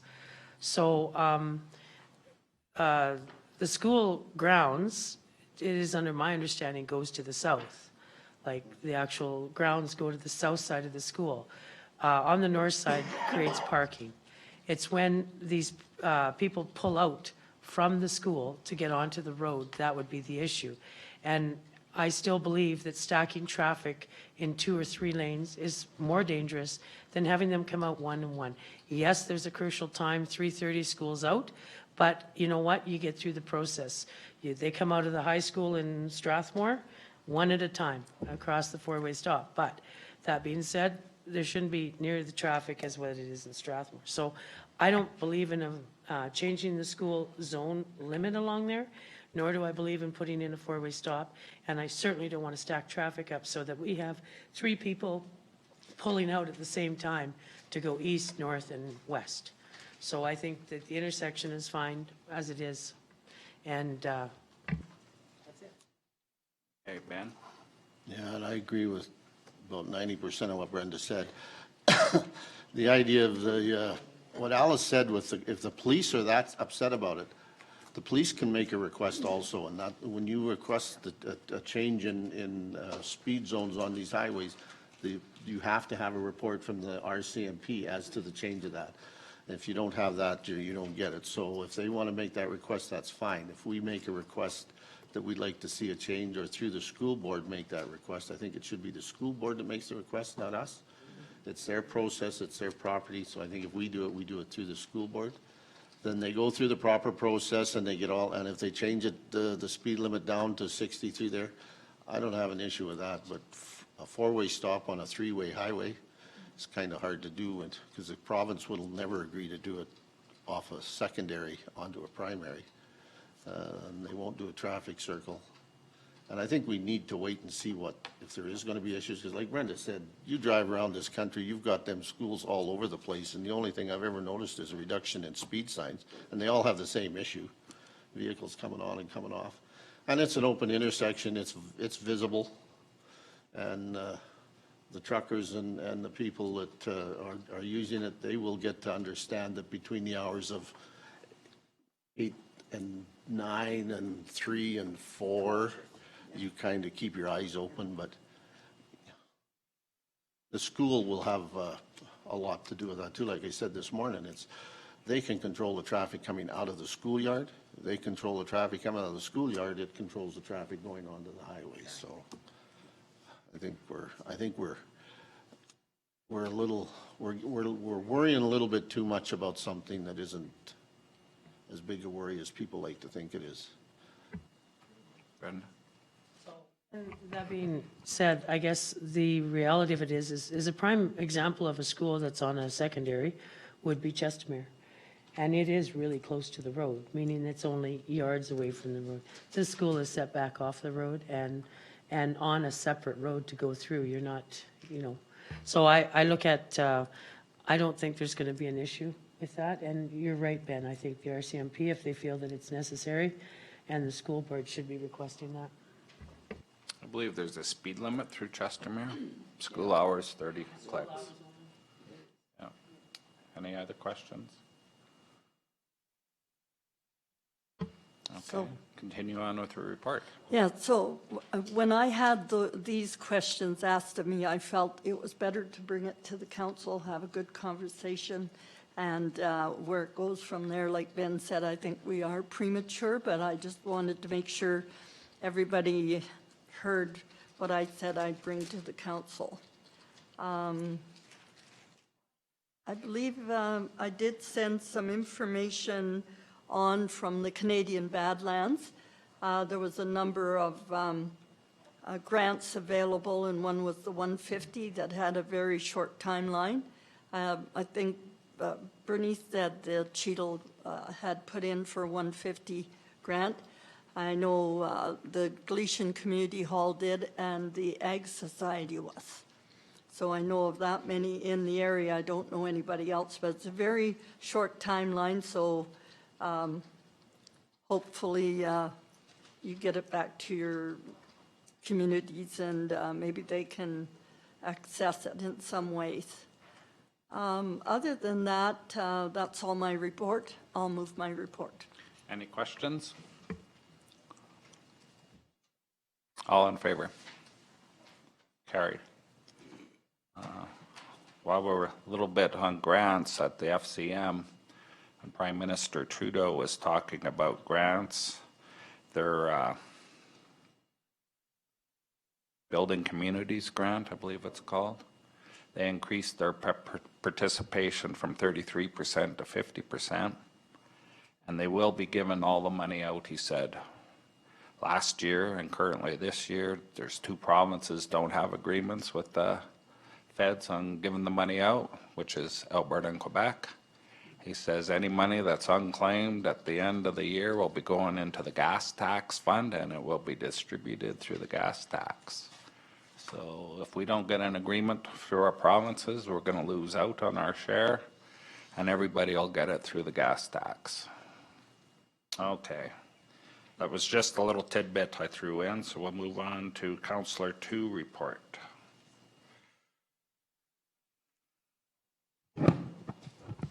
Yeah, so we finally got an agreement signed with the WID. It is for a lease at $5,000 per year, and then I believe there's some increments years following after that. I was at the seed plant meeting, the last water meeting we had. I think, Ben, you attended that for me twice.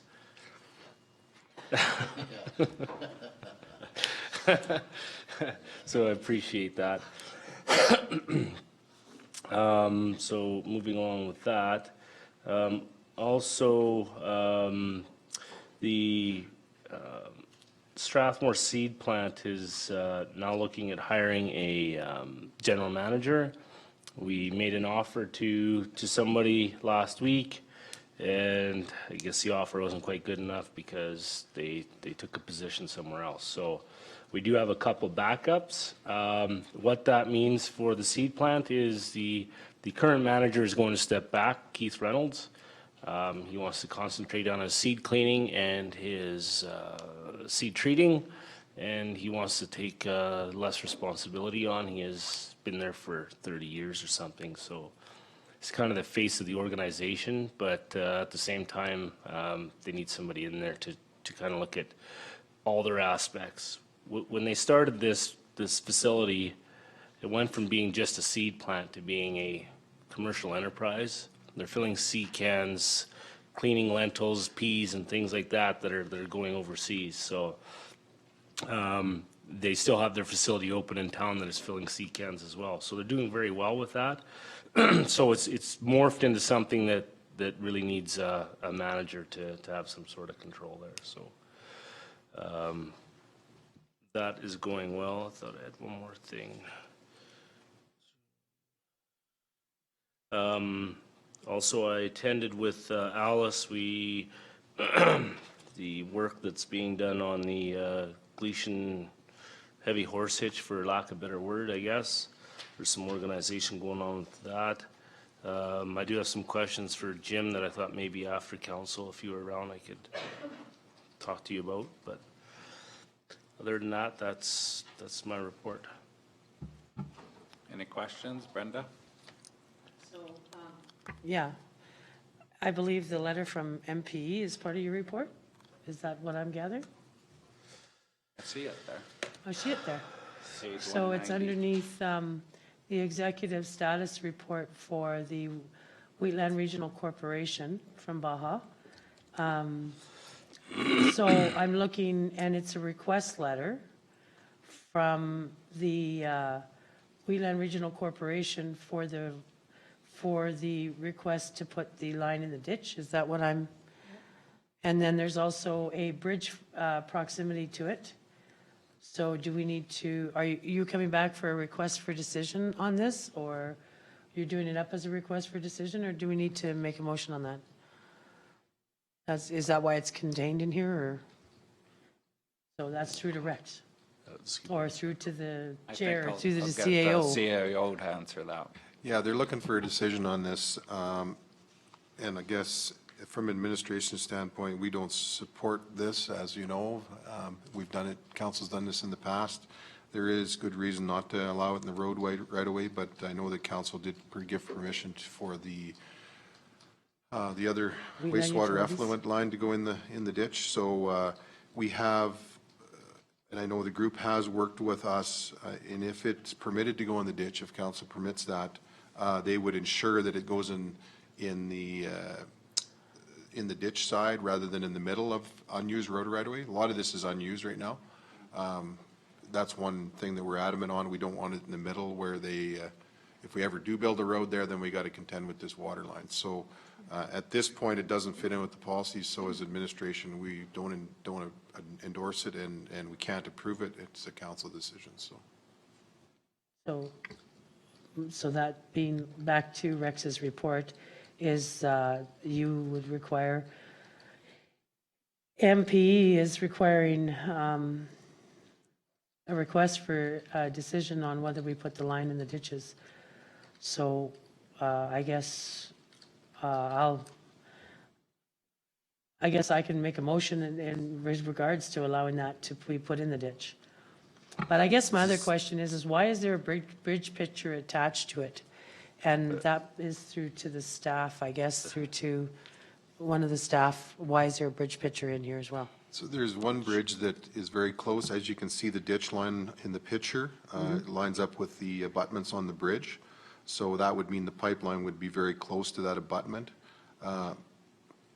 Again, there is potential damage that could be done when the construction's undertaken, but it would just mean we'd have to have extra supervision there to make sure that nothing gets damaged on that bridge. I mean, again, administration wouldn't necessarily support this. We would rather see it in the ditch or in the field, moved away from the road, but it's all part of the one request unless council wants to remove that and not give their request on that and have easement purchased and have an elbows put in and those kinds of things.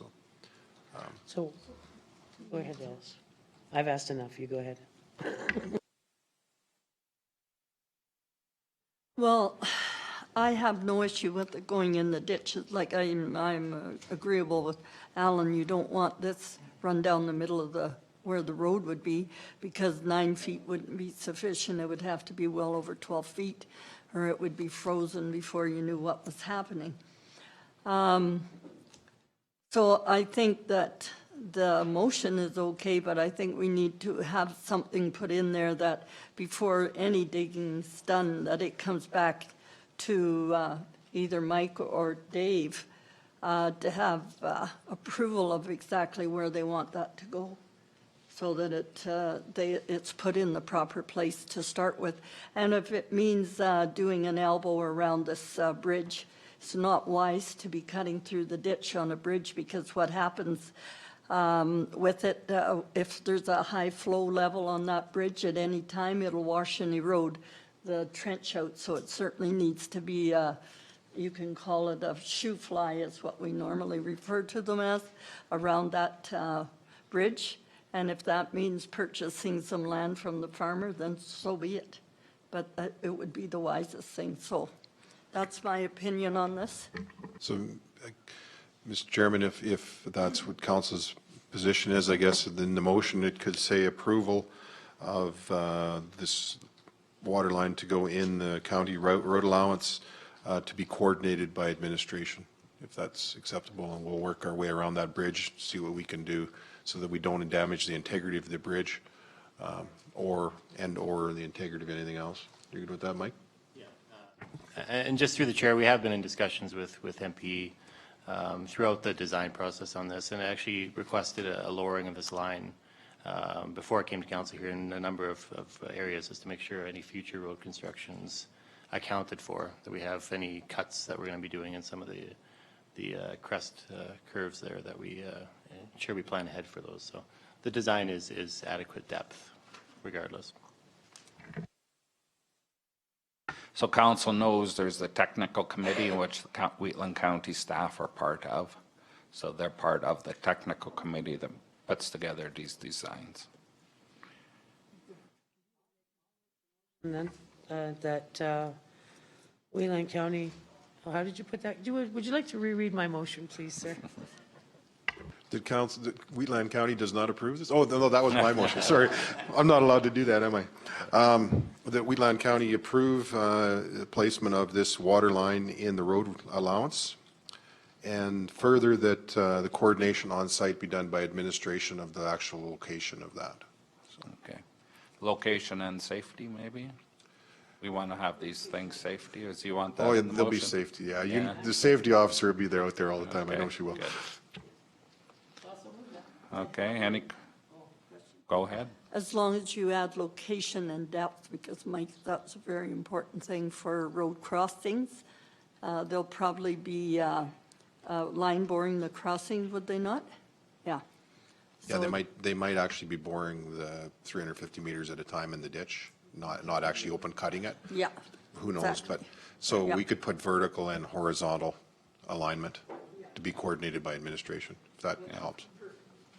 Okay. Okay. Any other questions? Any other questions? All in favor? Carried. Okay, anything more, Rex, on your report? No, I'll move it. You moved your report? All in favor of Rex's report? All in favor? Carried. Okay. Wheatland County Division 5 Counselor Report. What you have in front of you is, I guess on page, I've got mine on 194, is a page by Graham Construction is the contractor.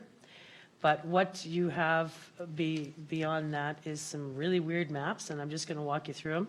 This is with regards to the new field house connected to Golden Hills School, located on George Freeman Trail there. And essentially, if you all go up George Freeman Trail, it's right behind the mailboxes, so that it currently exists. Huh? Where the corn maze was, is where it's supposed to go, on the east side of the road. So what has happened in the past is we got a call, and I attended meetings with Group 2, who's the architect, and Graham Construction, downtown Calgary, and Alan could make the first one, so I went, and then they also called a second one. And then we also did another tour of some facilities. So the tour included Olds, the Ralph Klein Center that's built on the south side of the campus, the Olds College campus. And then we also, after finding out what we learned at Olds, we stopped at Genesis, which is a recreational complex at Airdrie. And if you ever get a chance, it's where you pull off to Wendy's off the highway there, keep going straight, and it'll drive right into that complex.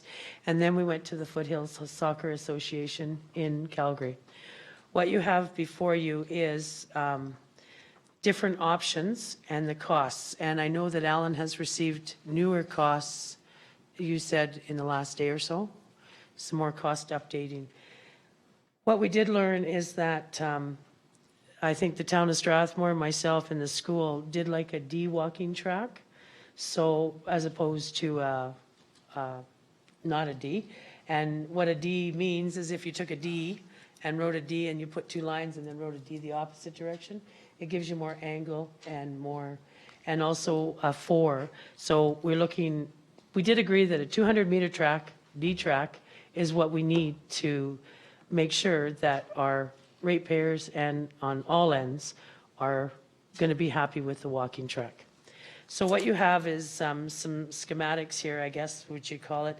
You can see George Freeman Trail, and there's an option for not sprung, I'm trying to think, bricks and mortar. Bricks and mortar. So the school part is where it sits, and it's in two different places if you go with the strung versus bricks and mortar. So the top is the school facing to the south, going off the south end of the building. And then if you go to the next picture, where the school is to the east. And then the sprung building is towards George Freeman Trail. So it gives you the sprung option is the cost of operations and the capital cost. And they were going to do some changes as far as what they hadn't got together with Sprung. And I can tell you that I just met with the fellow from Sprung, and he's been trying to get a meeting with Graham and Group 2 and have yet to do so. So he's still got some costs, but we did, Caden, it says roof replacement. It gives you all the costing that's there. And the one where the track is sort of a weird shaped, that's in a bricks and mortar building. Conventional construction, I should call it. And then sprung option, there's sprung option 1 with 4 courts and field houses. So we're still waiting to hear back from what the actual operating costs are. What did you receive, Alan? Anything closer on the sprung stuff, or? Mr. Chairman, as far as the operating, we haven't received that information yet. I just received some information this morning about 9 o'clock and from Graham, actually directly from Graham Construction, just a breakdown because there was a request made by Mark, who's the contractor hired by or consultant hired by the town of Strathmore to work on this project. And I haven't had a chance to review that, obviously, so we don't have any more details. We did have a meeting on Friday, myself, Mark, and James, the CAO with the town of Strathmore, Bevan and Graham folks, and the Group 2 architect were there as well. And we had a good discussion. The town's not in a position to make a decision on sprung as opposed to conventional. They don't want it to be an eyesore. They had asked if, council had a decision on that. We could provide that. If you need more information, that's fine too. I guess if I put myself in the town of Strathmore's shoes, the building is 56 feet high. And if you have a house behind that, I think that's going to be a problem. But if it's a sprung, right?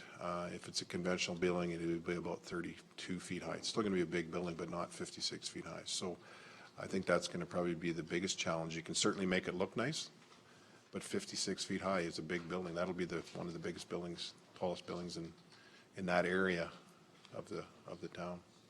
Yes, and So that I think would be one of their considerations for sure. But yeah, plus it's built on a hill, you're right, that they'll have to look through. So they did ask that, if council had a position on whether they'd like sprung or not, or if you need more information, I certainly have no problem suggesting to them that we need to have sprung in the room with Graham and see what sprung says when Graham's there. So, because I've not met with sprung.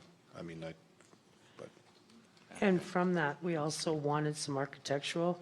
Up until this point, this is just the inside, but we also wanted to see what it would look like in the community. And that was, the architects were supposed to come back with something on what the sprung building would look like, because there's lots of things from painting, like having a design put on and fitting it into the community to, so that was also supposed to come back, but apparently not from there. But as the information's coming in, I'm just having it sent directly through to Alan, so it comes directly through to council. Rex? When this process started, wasn't the sprung option supposed to be cheaper than the bricks and mortar? Yeah. Am I reading this wrong? And what am I reading that's like the bricks and Well- mortar is cheaper than the sprung? Well, the issue so far has been, yes, right now, everybody's looking for work, and it's a good time to build a conventional building because there is a need out there. But at the same token, from what I can gather and from talking to the actual gentleman from Sprung, he has yet to have a meeting with Group 2 or Graham. And I do know that Graham Construction has I think the contract for the school, and of course, they would like to do everything, right? Sprung has to come in and do their own building. So you really have to wait and weigh the options, and we really need to have the figures before we turn down one or the other. So I want to actually see the figures before and so far, the actual figures from Sprung hasn't come to us. I've yet to see, they're estimated, estimated only. We pick up the phone and say, well, roughly what would this cost? But the actual fellow that I talked to at the FCM in Winnipeg, who is the person that's dealing with Sprung, has yet to have a meeting with Group 2 or Graham. So I suggested that before we move forward, that I at least know that, and he's going to contact Alan to make sure that we know both sides, all sides of the story. Looks like he better hustle. And so when you're saying that the sprung options are just estimated here, the conventional options, that's from Graham, so that's not as estimated, that's more of an exact That's figure? more of an exact, yep. So I'll just give my opinion, my 2 bits worth. If this comes in close to, sprung comes in close to what it's showing here, I would definitely go for the conventional. That would be my opinion. Like hands down. Yeah, and there was also the concern about because it's in a neighborhood, there was the architectural position of it and how you can do it and how it would look or not look. So the architects were supposed to go work with Sprung on that to make it look like it was all right within the community, because you're right. There is some issues there over, the bad word, I guess to say it, is circus tent, right? So nobody wants it to look like a circus tent. But when you further down the road and you need to replace the roof and the skin, there's a big difference on that too. So there's options to look at, and when they actually have the actual numbers down, I want to, I guess I want to see it. Well, I know Alice wants to see it and the rest of you want to see it. So we'll figure out what the best, I guess, for our ratepayers are. The other thing is that if we're going to do it, it was also mentioned that we shouldn't just cheap out because it's the cost. We want something that's also going to last for our community for a few more years. So hence the four track with the D track. So, and actually I did walk the track in Olds, and theirs is on the outside of a conventional building, and it's at the corner, it's kind of a sharp corner. So anybody jogging could lose their around the corner when somebody's walking. But in the Genesis buildings, D-track, it doesn't feel like you're getting run over. So when I walked the one in Olds, I kept feeling like somebody was coming down, it was narrow and I don't think if we're going to build this for our community, I think we want to do it right and not, because it's like Pat Fuel made the statement as well, is that why did they not spend the money when you're building the building to make a good walking track for our community? Like why didn't we build more onto the pool? Why didn't we, it's always after the fact, right? So we just want to make sure that we're looking after our recreational needs assessment and making sure our walking's done. So. I agree with Brenda's first statement that reserve our judgment until we get all the Yep. costs and things in. Yep. As far as one building to the other, I don't think council really wants to make a decision now until we get the Yeah, no, we'll have costs. to get Is that a facts. fair statement for everyone? You can take that information back then. So- Ellen? If council's okay with that, I'll make a suggestion to Bevan that I would like to have Sprung and Graham and the architect all in the same room. Yes. Because that has not happened. So Yeah. we're hearing it from Graham, you're hearing it from Sprung. Sprung, yeah. If we get them all in the same room, maybe there'll be a consensus on where everybody's at. Yeah, and the fella that I gave the card to, his name is Michael, and he was the one that has been dealing with Bevan, and he has since, and he told me then he doesn't, he didn't, he asked me if I was on the tour, and I said no, Ben had been on the tour, but he said we haven't actually had a meeting, so I said, well, then maybe we should set up a meeting, so I'm having him call. I gave Alan the information to go, so he could set up a meeting with all three. Okay. So on that basis, that's the information. Those are the rough architectural drawings with the numbers that are there. And so when you see the four side by side that way, that's your conventional. You can, well, it just says it at the top of the picture. And then the four in a row would be what they're talking about. The other thing is they also wanted this as a sort of a joint use facility. So there's some other things that needed to be added in that I don't even think Graham has put into theirs. They needed to have a door for trade shows, those kind of things. So they wanted this building to be multi-purpose as well, so the community could use it for graduations, trade shows, those kind of things. And none of that was taken in consideration. And at the same token, we wanted to make sure that they were big enough areas to cover for the soccer and the pitches or whatever they call them, need to be of the right size. So that was the important part. So this is the information going forward, and we will probably be getting, they're still working on it, and hopefully we'll have more by the end of the month. So Okay. I so move this report. There'll be another written report from FCM and all the other things that I've been up to. So I move this report. Okay, any questions? All in favor? Carried. And staff reports? Chief Administrative Officer's report? Thank you, Mr. Chairman. I won't go through the whole report. It's just hit a couple highlights. May 4th, Dave and myself had a meeting with EEAI talking about energy wholesale markets. We've had a number of meetings with them over the last year and a half. We're just forecasting past the 2018 contract that we have for power and gas. And some interesting things are happening with the carbon tax, so that's going to affect power prices and gas prices. We may be looking at entering into an agreement with them for power in the near future because the rates look pretty good at this time. Safety Training Day, I just wanted to pass along thanks for everyone that was able to attend. We had 118 people in attendance from the county, and I know that a couple councillors attended, and staff were very appreciative of your interaction. Mr. Van der Velde and Armstrong and Alice and Brenda, they were appreciative of your opportunity to participate.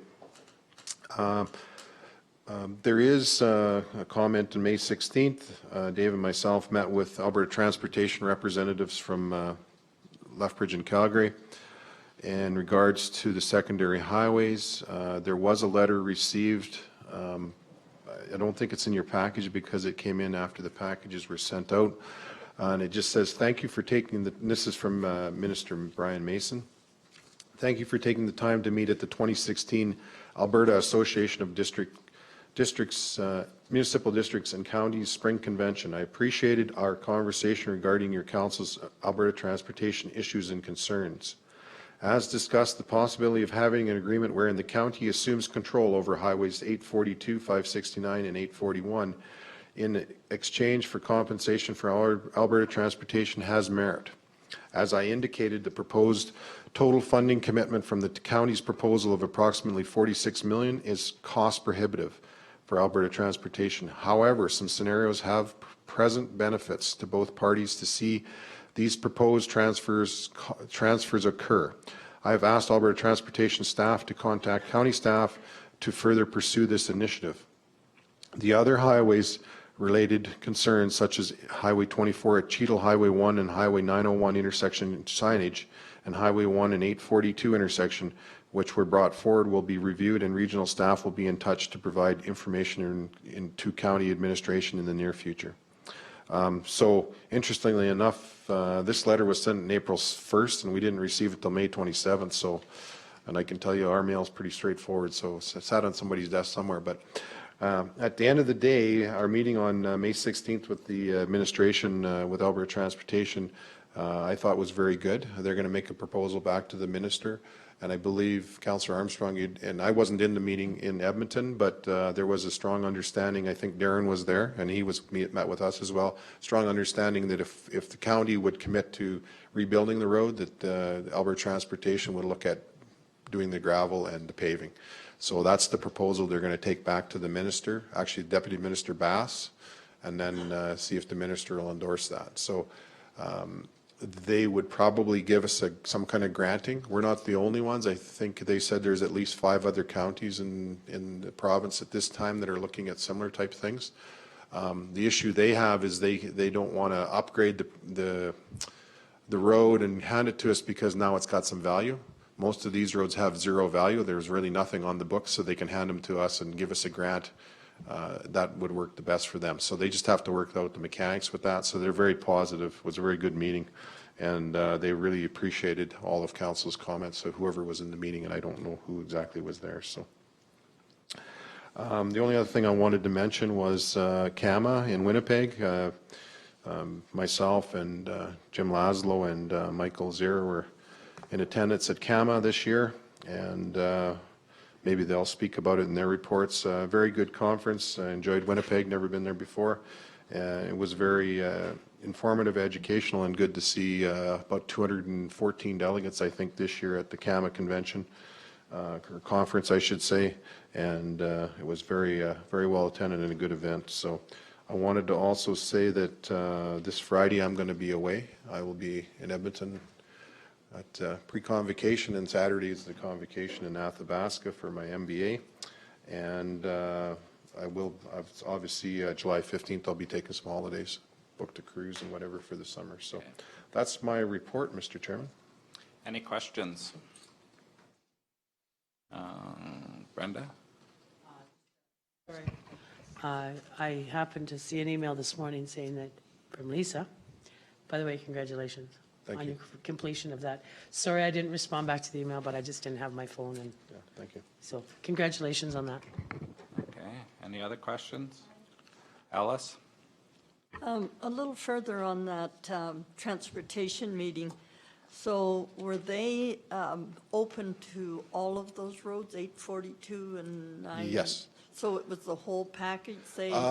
Well, there was a little bit of discussion on the one section. I think it's 842. It's been upgraded or something like that. So they're supportive of handing them all over, but there is more value in that one road. I think maybe it's 841. I can't remember which road it was. 842, because Yeah. that's been rebuilt on. And that's the one that has some residual value, so that's harder to get through Treasury because they won't just dump an asset because there's value there. And obviously they understand we're not going to pay them $20 million for a road that, right? So that's the one that might be a challenge. They're very supportive, and the minister seems very supportive, but it has to go through Treasury, because they have to take these tangible capital assets off their books. If they got no value, it's a lot easier, right? Well, what my point's going to be on that piece that was rebuilt, that was done at least 20 years ago. And I'm not so sure that that meets the requirement today of that type of a highway. So I think we need to look at that to see if there's that value there or not. Well, Because if we're not, to be Yeah. clear, we're not paying anything. Good. They have to be able to get it through Treasury. That's their issue. Yeah. They got to figure out how to do that. But it's just But the they did point. indicate to us, there's that section, and I can't remember if it's 6 or 8 miles. There's a section there Yeah. that is a challenge for them to get it through Treasury, because they have to explain why they're giving this asset over for no reimbursement, right? That's my point. If you need to have an explanation, that's one of them. But we don't need the explanation. They Oh. have to explain it to the deputy Okay. minister who has to So explain it you to aren't us. going to be in this conversation? No, Oh, no. okay. It'd be 569 too, because that was all rebuilt from Dallas. Yeah, I think that's, wouldn't be, That's when we still were paying 25% of the cost too. Yeah. yeah. 'Cause I don't think it's 842 that's the problem. It's probably that other one. So, but there is a couple sections Yeah. of road that there is, they are trying to figure out how to get it through Treasury. Oh, okay. Okay, thanks. Any other questions? One, I received an email from Wheatland Housing wondering on the status of Wheatland County paying the requisition. If you Yeah, looked and at- it'll be in the next check run, and Okay. typically we pay it at the end of June, so it'll be a little early this year. I think last year we paid it in July, because we wait for our tax revenue to come in. Okay. Yeah. so. Okay. Any other questions? Mover for the CO report. Ben, all in favor? Carried. And next we have corporate and financial services report. So, Mr. Chairman, I'll handle this one today as well. Couple things. We have one assessment clerk is on maternity leave, so there's been a replacement hired for that. There's a potential impact on linear assessment of $135,800 for linear well assessment reduction. And I think council is aware of that. We discussed that at budget time. Financial update, it's all on the report. I won't go into much more detail except to say that we're moving forward on doing the full financial reporting. It'll be a quarterly report to council. So I've engaged the services of MuniServe, I think it's called, ONA, to develop a template that will provide a full financial reporting, unaudited full financial reporting on a quarterly basis to council. So we're still shooting for August, and that'll be a 6-month report, so to June 30th. And it'll come to the August council meeting. That's our anticipation. So far, from Uniserv, we just engaged them, I think, last week, and they don't see any issue with getting that together. So they're working on the programming and how all that's going to come into play. So you'll be getting that full reporting. If you want to see an example of that, Turner Valley, I think it was, Jim, that she sent us, she did that report for them, put that together some time ago. So give you an example of what kind of report you'll see. It'll basically look just like our audited financial report. It just won't be audited. It'll be unaudited because it's a midterm. So we're looking to do that one in August, and then we'll do another one in the fall, which will be the third quarter, and then obviously the final one like you usually see. And moving forward, we'll continue to do those at least quarterly, and then we're looking at other opportunities to do other reporting.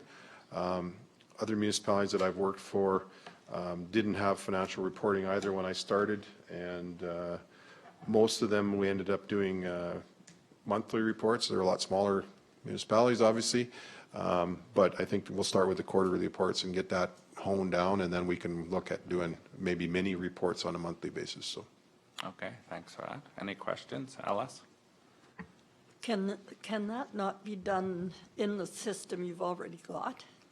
When you do all your entries, you should be able to print off those quarterly statements on everything. Exactly. So that's what you're doing? Okay. But it just hasn't been done. So I've been it's here not- 3 years and it hasn't been done. It will be done. I Yeah. guarantee you it'll be done. Okay. Thanks. Any other questions? I have one other thing, Mr. Chairman, in regards to the General Manager of Corporate and Financial Services. We had a number of applications. We narrowed it down to 6, which I don't usually like interviewing that many folks. I usually try to narrow it down to 3, but we had 6 really, really good applicants. We went through, one didn't show up for his interview yesterday, so I'm assuming he's no longer interested. We had 2 excellent interviews yesterday. Jim, John, and myself are doing the interviews. And if the other 3 candidates we interview tomorrow are that good, I'll be very impressed, and it'll be a hard decision to decide on who the top candidate will be. So very well versed and very knowledgeable and well spoken and very experienced people. So That's good. Thank you. Anything else? Any questions? So moving forward with these quarterly reports,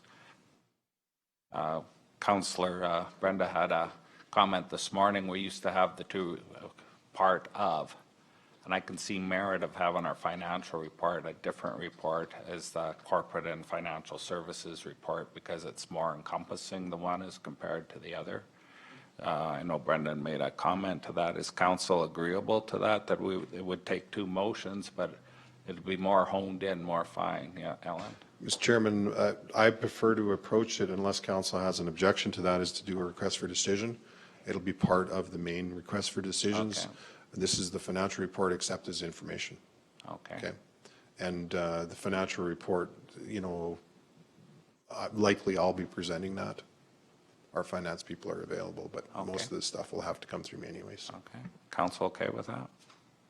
See how it works, and then we can hone it as time comes? Okay. Yeah, I guess if you're just doing, like normally we get a monthly statement, right? So it's now beginning of June, we're just getting April, so May should be coming up and we should be monitoring it, but you're now going to do it quarterly. So we won't be getting any reporting other than 3 times. You do not currently, and you have never, I looked in the records, you have never received a financial report until year end. Unless you can show me. I've looked back 20 years, you've never received one. We actually received the reconciliation. That's not a financial report. So, A financial, take your audited financial report, that's basically, not exactly, but that's basically you're going to receive on a quarterly basis. So I guess just to back up, not to confuse things, the reconciliation is not a financial report. It's just a document saying, here's how we balance the month. You'll continue to get that. okay. Okay, and likely that'll be part of that financial report or an appendix to it, or we can do a separate motion. However, it doesn't really matter, but you will get a financial report that'll have all the detail in it. So. Okay. Okay, does that make it clear? I know it's a little, I know it's different. If you look at Mountain View County as an example, that'll give you an example of how they do it. I mean, I could direct you to other municipalities that I've worked at, and you can see what we did there too. No, I was at the booth too on what they can Yeah. do. So I know which firm you're talking about as well, so. We'll wait for it and then we can refine it after. Alice?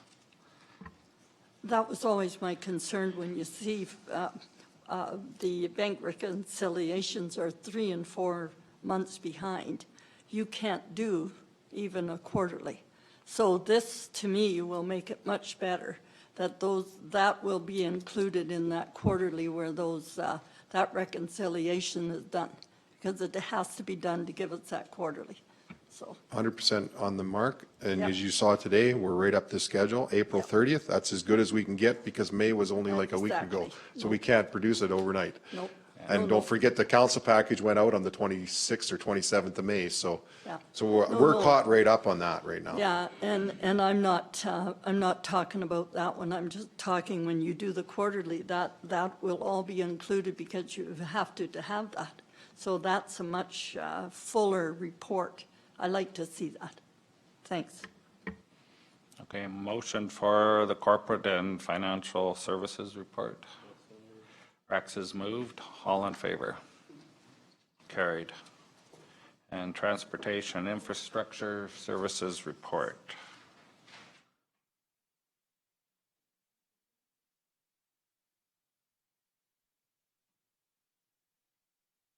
Good morning, council. Good morning. Okay, I'll just go quickly through the report that you should all hopefully have in front of you there. Just kind of give you a little overview of what we're doing in transportation and infrastructure this month. So the capital projects, we closed the tender for the Duck Lake paving. That's 6 miles on the south side there. We got 8 compliant tenders, and we had really good numbers, as we do the last couple of years here. We keep thinking they can't get any better, but they keep getting better. So we had, I think we had an estimate, I don't have it on here, but I think we had an estimate just under $6 million for this paving project. We came in at 4.6, so really good. We're stealing it here, exactly. No, we're not doing that. We're not doing that, I guess. That's next week's RFD. Yeah, no. So yeah, we're really happy with the numbers, and Central City is the one that was awarded the contract. They have done great work for us in the past. We're very confident in their abilities. You'll see them, they're doing the overlay right now and the milling on Highway 1. So that will be, and they're chomping at the bit to get on this now. They'll be starting within the next few weeks. Got to do some reconstruction as well on that road. So we'll be doing some dirt work and then be starting on the paving. So really good news on that one. The Hamlet sidewalk replacement, we have some sidewalk in Clooney, Rosebud, and a little portion in Carsland there. That was actually closed. We sent it out for invitation. Alan? I'm going to let you know you're going to get a call from a resident in Rosebud about the sidewalk. They want to know if we're widening the sidewalk because they got a flower bed behind their sidewalk. Ah, okay. And I can picture the person's face. The name will come to me. Yeah. Anyhow, so I don't know if we're widening. We're not widening any sidewalk. No, the intent is just to replace the existing Okay, you're going to get sidewalks. you're going to get a request to widen the sidewalk. Okay. So. Good. Fair enough. And we come across that as we do every year of construction there. We find extras that we can do here and there. So that was awarded to Beaumark Paving. They submitted their bid there. It was under the budget. I think we have $130,000 budget for that. So came in under budget, so they are awarded, and they will be starting fairly soon. Just looking at our own crews, we are currently hauling from the Christensen pit to the main shop here for gravel, stockpiling here.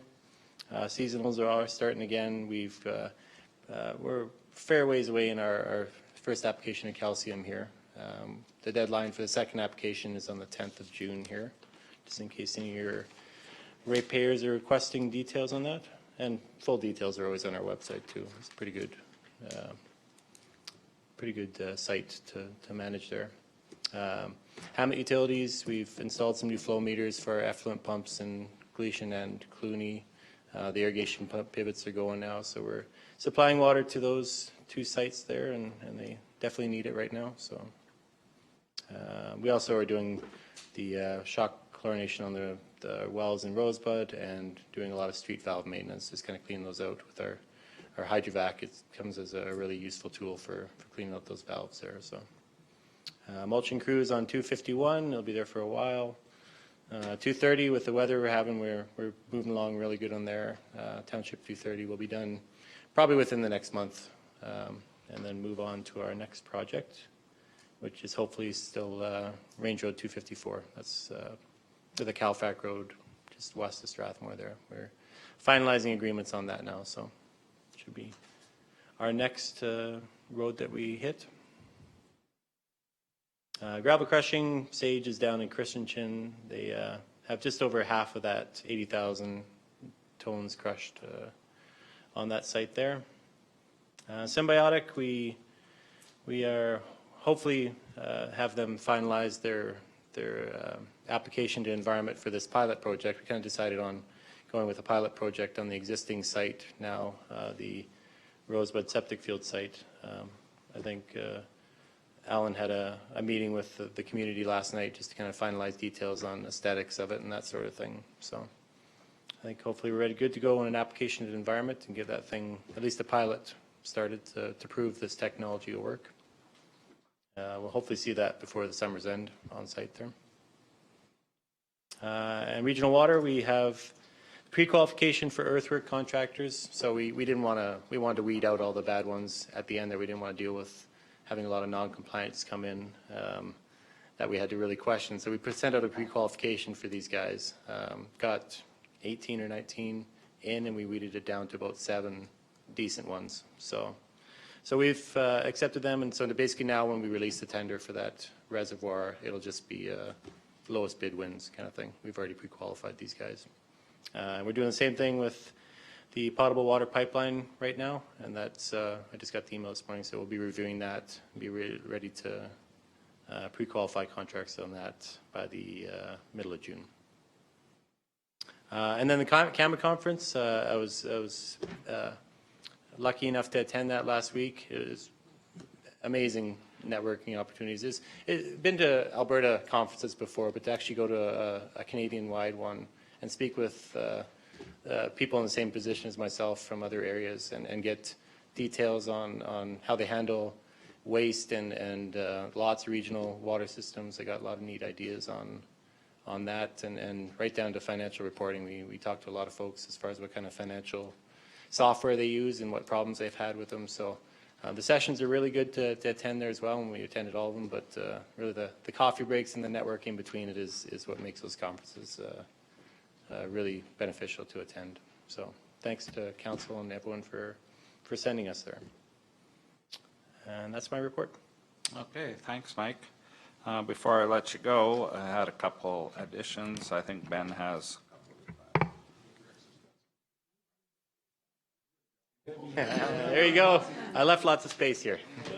Yeah. Okay. I've got a request from Pete Sandon in Hazard for a child safety or child playing sign. Oh, yeah, okay. Southeast 15 24 20. Okay. And Dallam Hall is requesting, well, I'll do the sign one first, and then does it need to, they said they needed a motion from council to have that put in when he phoned, so. They do? I guess. He phoned for it, and they said that had to come to council, so I'll put a motion on the floor to allow the signage.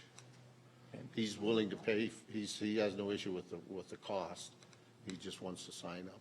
Yeah, as I say through the chair, the past, the way we handle these basically goes to council for a resolution. All the costs of installation and the materials are left up to the landowner to pay for. Yeah. Okay, so Ben's made a motion for the sign. Any questions? Yeah, Okay. sorry, not to drag it out. Included in this, is he paying for the cost or not? Okay, so That's the policy. have we, oh, that is the policy? We've charged other residents for that same service? I did not know that. All right, continue. Okay. That's why we don't get a lot of requests. They get a lot of requests, but a lot don't happen. I didn't know that. because Okay. it's costly. Okay, any other questions? All in favor? Carried. And the other one is the Dallam Hall Association would like a couple of loads of gravel. They've got some sinkholes and they've done some work at the hall. They'd like some gravel there when the trucks are in the area. Contact person is Gerald Rasmussen. And do you know when they'll be at the Naglorn pit?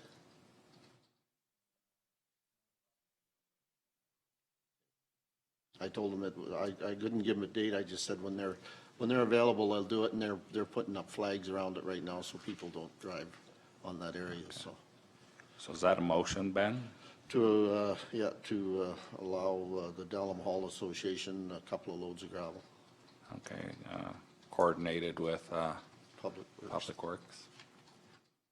Okay, any questions? All in favor?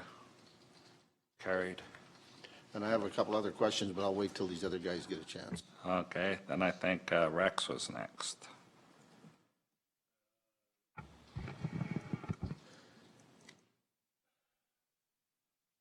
Okay, first of all, I'll just go through the chair to Alan. Alan, I had some discussions with some other residents. So far, the county has put calcium down on Range Road 245 up to Township Road 244. And there was some discussion about extending that another mile, 2 miles possibly, mile and a half, something to that effect. We were gonna talk about it at this council meeting? I've got it on the committee of the whole Oh, agenda. committee of the whole? Yeah, sorry, yeah. Okay, because I just noticed he said the deadline for the second application was June 10th, right? So we were gonna try and move that into the second application. That was the Right, talk. you're right, yeah. Our deadline is there. I can confirm we actually have our order date. We leave a little buffer there to. So my question to you is can I still leave it for committee of the whole and still? Yeah, because Dave's actively involved in that. So I think that might be better, because I don't know, if you're not up on all the dust control. I know of it and request. Okay. Well, I don't wanna rock the boat here. I just Well, don't let's, wanna maybe miss it. let's just leave it till the committee of the whole on the 22nd. It's Okay. only another week and a half, so Okay. if that's okay. It's not going to get done before that anyway. Okay. And then Dave will be back, and Mike's got that noted, and Dave's already got that noted as well, so we'll discuss that. So, so with that actually, and I don't know if you can answer this actually, but it might have to be Dave. There was discussion instead of, or at least that first 2 miles of road, we were gonna take millings and put the millings on instead of continuing to, put calcium down. I know that there was discussion through email about that as well. So what's the thought there and who should I ask? I guess Dave can answer that better I than I have to can. ask Dave. So, Yeah. hello, Dave. Okay. And then just in case I get some calls, do you know what the quality of water is like in Gleason right now?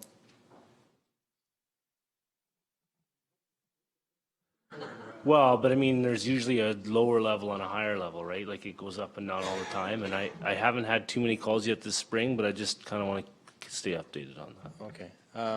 Yeah, actually, we did have a little bit of overfeed and permanganate, which was addressed, and so that may have changed the odor for a couple of days there. Definitely no health concerns, more just aesthetic.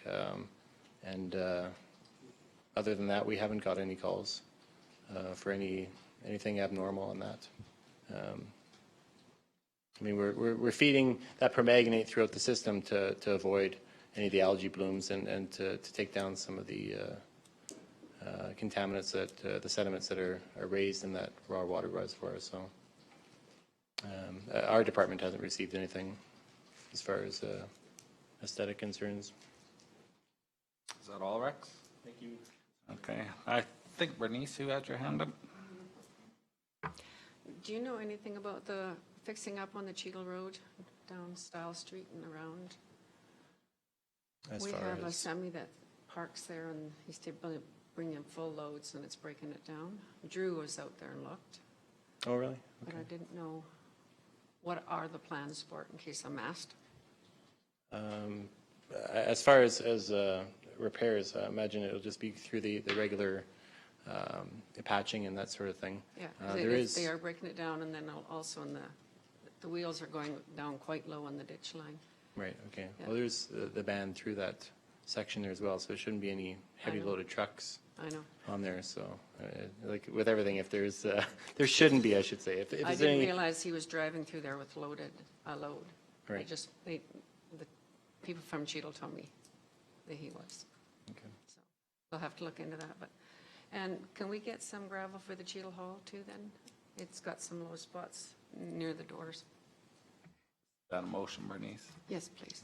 A motion at Public Works discretion? yeah, Well- for a couple of 20 tone or so, or Just- 2 end dumps, yeah? Yeah, Okay. appreciate Okay, that. about 2010?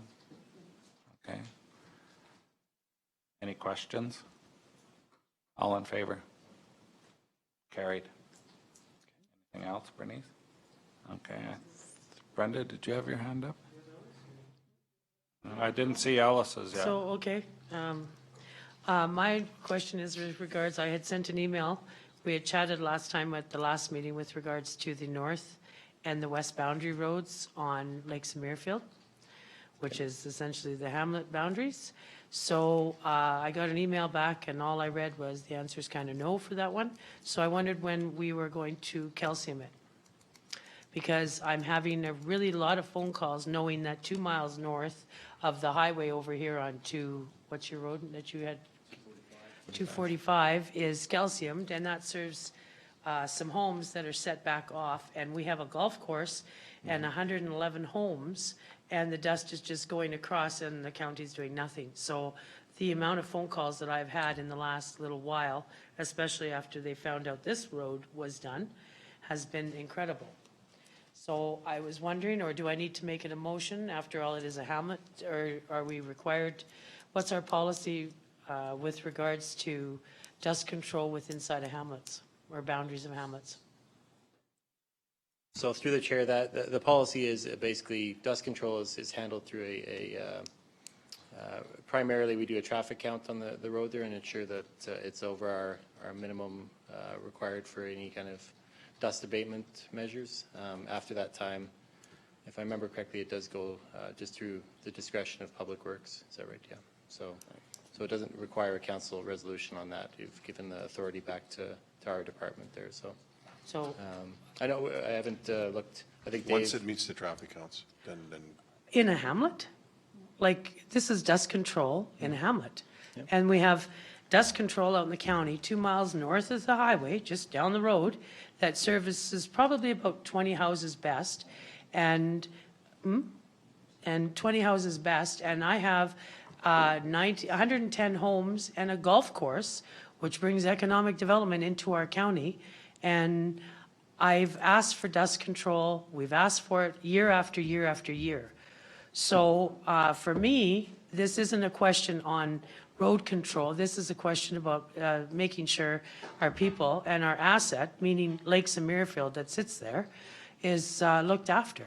And I'm getting tired of calls when rural ratepayers are getting it on a road that isn't even rebuilt properly, and they can't have dust control up there. So we had talked about originally putting the millings on like they had done on the south side, because the south side going up to the La Alta elevator, the Maltine elevator, has worked perfectly. But I got the email back saying that there's not enough millings to do those two roads to the east, or to the north and the west. So if I need to put a motion on the floor that it get done, because I have some very angry residents up there. And this is 5 years in the making, and some acreage owners down here got dust control on a road for 2 miles. And they need 2 miles of dust control, and there's 110 homes. Thanks for that. I think the acreages here got dust control because of they met the road count.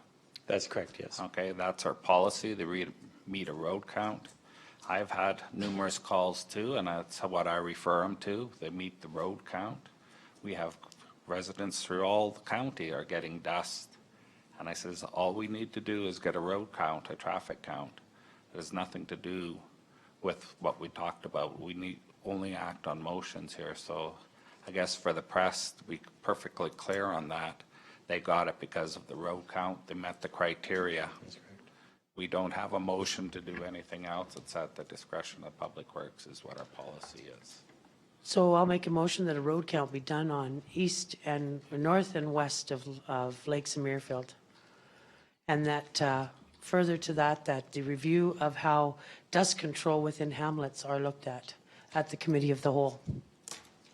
Okay, you wanna, that's two motions or one motion? One motion will work. One motion that we do a traffic count on 2 Pacific roads or one road, two roads Pacific? West, on the west boundary of Lake Samirfield, if you open up your map, It's a boundary road too, I believe. it's a boundary road on the north side and on the west side, so it is. On roads boundary the Lake Samirfield. Yeah, You got the list there? The actual numbers? hold on. Range Road 265 and, We don't have the Okay. roads on this map. Yeah, we don't have the roads on this one, sorry. I'm thinking the boundary roads for Lake Samirfield should be sufficient. Yeah, we know which roads they are. Yeah, And actually, the entire road allowance on the west would not have to be completed. It's actually 1.5 miles, because Lake Samirfield only goes down to the tracks. We're not requiring dust control beyond the south of the tracks on the west side. You know what I mean? Yeah. Because that road goes down to the next 250. Like, it goes down to, no, 244, sorry. Right? So I don't require the full 2 miles to the west. It's just basically south to the tracks. It's not a large stretch. It's probably 1.5 miles. 1.5 miles. So through the chair, we would do the traffic counts, Yeah. both the north and the south, limits of those roads, because there are acreages, regardless if they're in the hamlet of La Alta, there is acreages along that road that would benefit as well, and we treat them the same as any right. hamlet resident there, so. Yeah, there is one acreage that isn't Yeah. part of Lake Samirfield that is also having dust okay. issues Now as we'll well. do, the motion is a traffic count per policy. And you also moved that we include dust control discussion for hamlets or dust control in general at the next committee of the whole meeting. Dust control in hamlets only? So currently, that would refer to, I'll just get this for Margaret so she's got it. Policy 9.4.3, page 37, dust control in hamlets. It's quite specific, A, B, and C. It's left up to the discretion of Public Works, and that's the discussion you want to have, right? Yeah. Okay. Okay, that discussion. Any questions? All in favor? Carried. Anything else, Brenda? Okay, Ben. Just two issues on roads that aren't ours, are the provincial ones, but 842 south of 564, I think it's half or 3/4 of a mile up over the brow of the hill, there's a pretty bad hole in there. And I've been over there twice in the last week and they haven't, they've got flags on it, but when you pop over the hill with a truck, it's pretty hard to get stopped in time, and it's a pretty big hole, so just to contact transportation. And also the Dorothy 848, some blowouts along that road too. I don't know how much work they do on that road, but it needs them to take a look at it, just a request. And further, 848, that's from that's Dorothy, the Dorothy Road. The hill? Yeah, it's 848, it goes all the way up to the 564 from Dorothy. It's 6 miles of road, but it's all provincial. It's all gravel, yeah. Well, it needs it's an old prairie trail anymore. The road's lower than the ditches, but there's not that much traffic on it anymore. He hasn't been on it lately. The other thing I wanted to bring up, and it's kind of a bug in my craw. When we did all this work and we purchased this rail line all the way through here, the old CPR line, we end up with the caveat on that whole line. And now with this water line that's going in, and I know for the future, I'm only bringing this up because it's for the future side of it, because Azar probably won't get anything piped up there for 9 or 10 years before they're eligible for it. But they keep telling me over there, when I'm talking to them about it, that they're gonna make a tie-in at the school down on the 569 or 561 to go to Hazar and use the ditches, the same what we were talking about, for this water line, which makes no sense to me when we own the caveat from Standard to Hazar. And it's a surveyed line, and there's no hills, and they say there's an environmental issue, and I think they're talking about Standard where that environmental issue is with the salts. Well, we can go around that easily enough and whip back up to that line, but we've got that whole distance all the way through to Hazar, and they're saying it's gonna be cheaper to go from the school to Hazar, and to me, it doesn't make sense. Because we don't own anything along the other than road, and we still have to do back sloping, we still have to deal with the landowners along that line. There's no houses along the other line, where the rail line was, there's no houses along that line. How many bridges? Doesn't matter the bridges, No, how many bridges and waterways do you cross going through there on that one? same ones that you cross going down the highway, There's two main, because they all tie together. There's one old bridge, but it's an So- old road bed, and most of the line is being pushed underground anyways. It's not being open cut. So it's not like the CN line then? No, but any lines that you cross on the rail line, any water tributaries are the same ones you cross on the 56, or 569, 561. So the water isn't an issue, you gotta cross the same one. So I just want it in the record, so that when they take a look at it, that they don't, for the future, because I probably won't be sitting here then, that they can seriously consider using that. Yeah, that's why we it can be brought up at the technical committee. I think one of the concerns that, because it had been, I think it was discussed at the one meeting I was at, and I think one of the concerns I had was with the creosote and that, and if you put a water line in there now, from an engineering standpoint, that makes sense from a, when you think about it, if the water line's down 9 feet, the creosote's probably not down 9 feet, it's probably only on the first 2 feet. So if we can mention that again and see what their thought is, because I know that's what they said before. That's what they were talking environmental, was the creosotes and whatever else that But they. we've got clearance on there on the level. No, I 1. know, but what they're saying is you cannot put a water pipe in a contaminated soil because there can be infiltration. That's what they're saying. That's what no, I know what you're saying. It is fairly impervious, but there is a potential. And if there's a leaking gasket or something like that, you could get contaminants in your water. That's what their concern is. I'm just telling you. Anyhow, we'll bring it up again and let them know that the contaminant's probably not down 9 feet where the pipe is gonna be, it's probably only in the surface, because that's common sense tells me that, but, Yeah, that's, yeah. right? that- But If you that's an understand, environmental issue, it's a pretty weak argument as far as I'm concerned. well, engineers, they like to protect themselves. Just so long as it's on the record anyways, that they're gonna have to prove to me that it's cheaper to go the other way before I would ever agree to. Okay. So, just comments. Thank you. Okay, that's all, Ben? Yep. Okay, any other questions? Motion for the Transportation Infrastructure Services Report. Bernice, all in favor? Carried. Agriculture, Community and Protective Services Report. Go ahead.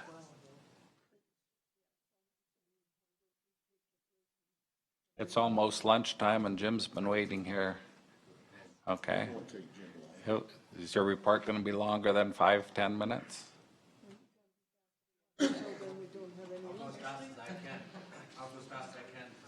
If you can't fit it in, we can do it after. Whatever you'd like, Mr. Chair. Go ahead.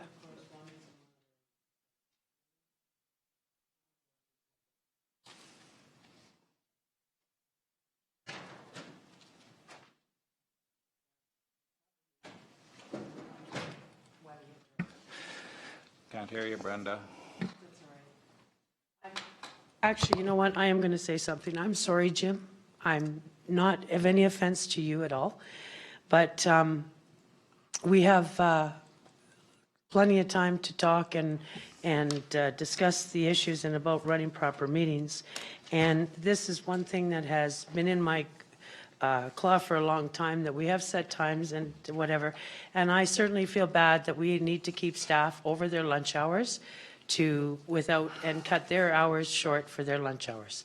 So I don't know, not so much as myself as much as it does bother me, the fact that we are not keeping our meetings on time and doing what we need to do and allowing proper breaks for people, and especially when there are other council members that have health issues that require time and meals. So just a thought from my perspective. And Thank you. The report has been on the website. It was on the package. If there's any questions. We had 5 minutes. We'd only have a minute left. Go ahead. Mr. Chairman, members of council, with my report being there, there's just 2 or 3 quick items I'd like to mention to you. Number one, for Councillor Booth regarding the 50-horse hitch, and Councillor Harwood, the gophers are going to be controlled down at Gleason at the ag grounds, as well as in the cemeteries and associated areas around the halls and the parking lots. That's just an update for you on that. Secondly, with regards to our report that's online, do want to bring to your attention, we're recognizing through the CAO's office the unfortunate event of council members being exposed to some communications that resulted from some personal communications of a staff member within our team, that want to advise council that we regret that that occurred. With that said, we took immediate and firm action with regards to this employee. And it ended up that we will be continuing to train with regards to communications, utilization of personal communications that can affect Wheatland County, as well as appropriate conduct. So with that said, Mr. Chairman, I'm going to leave that topic, but I do, and through the CAO's office, want to advise council we regret that council members were exposed to that, and we have taken action in accordance with what would be appropriate and professional to do so with that particular individual. Thanks for Mr. that. Chairman. Lastly, Mr. Chairman, I would like to raise your attention to and invite all members of council, staff, and the media to the Carsland Fire Hall open house that is being on Saturday, June the 11th. The first 150 visitors get a free breakfast. You're going to have some fun there. There's a handout that was circulated. The firefighters and fire department down in Carsland are using this as a venue to try and raise attention to the brand new fire hall that's being proposed, to utilize the opportunity through the awareness of the public for fundraising, and to show them the new sign and the barometer and the location where the new fire hall will be, Mr. Chairman. And so we're excited about that. Encourage you to come down and join us down on Saturday morning. So it'd be nice to see all members of council there and the public. Whoever can come would be a treat to have you. And so, Mr. Chairman, that's my report. The other information, as you so wisely advised, is in the agenda package with regards to our action tracking report and so on. So. Okay. Any questions on the report? Brenda? yes, as of May 27th, you had received a hearing date for the homesteaders application. Do you know what that date is for the hearing? Yes, Mr. Chairman, through the chair, it's July the 14th and 15th is the MGB hearing, and it's in Calgary, with the merit hearing going to be on July 18th to 20th. July 18th to 20th is the merit hearing? Yes. Okay, any other questions? None that is important. I'm good. No Thank you. questions? A mover for a report of Agriculture, Community, and Protective Services. Don? All in favor? All in favor? Carried. Thank you. We'll break for lunch.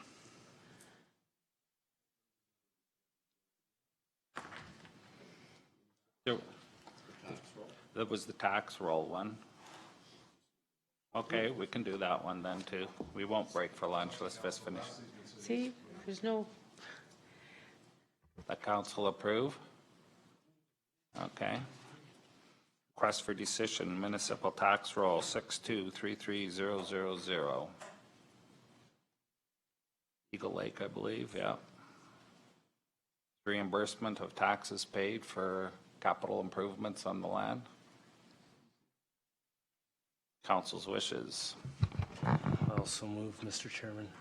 Rex is moved. Any questions or concerns? All in favor?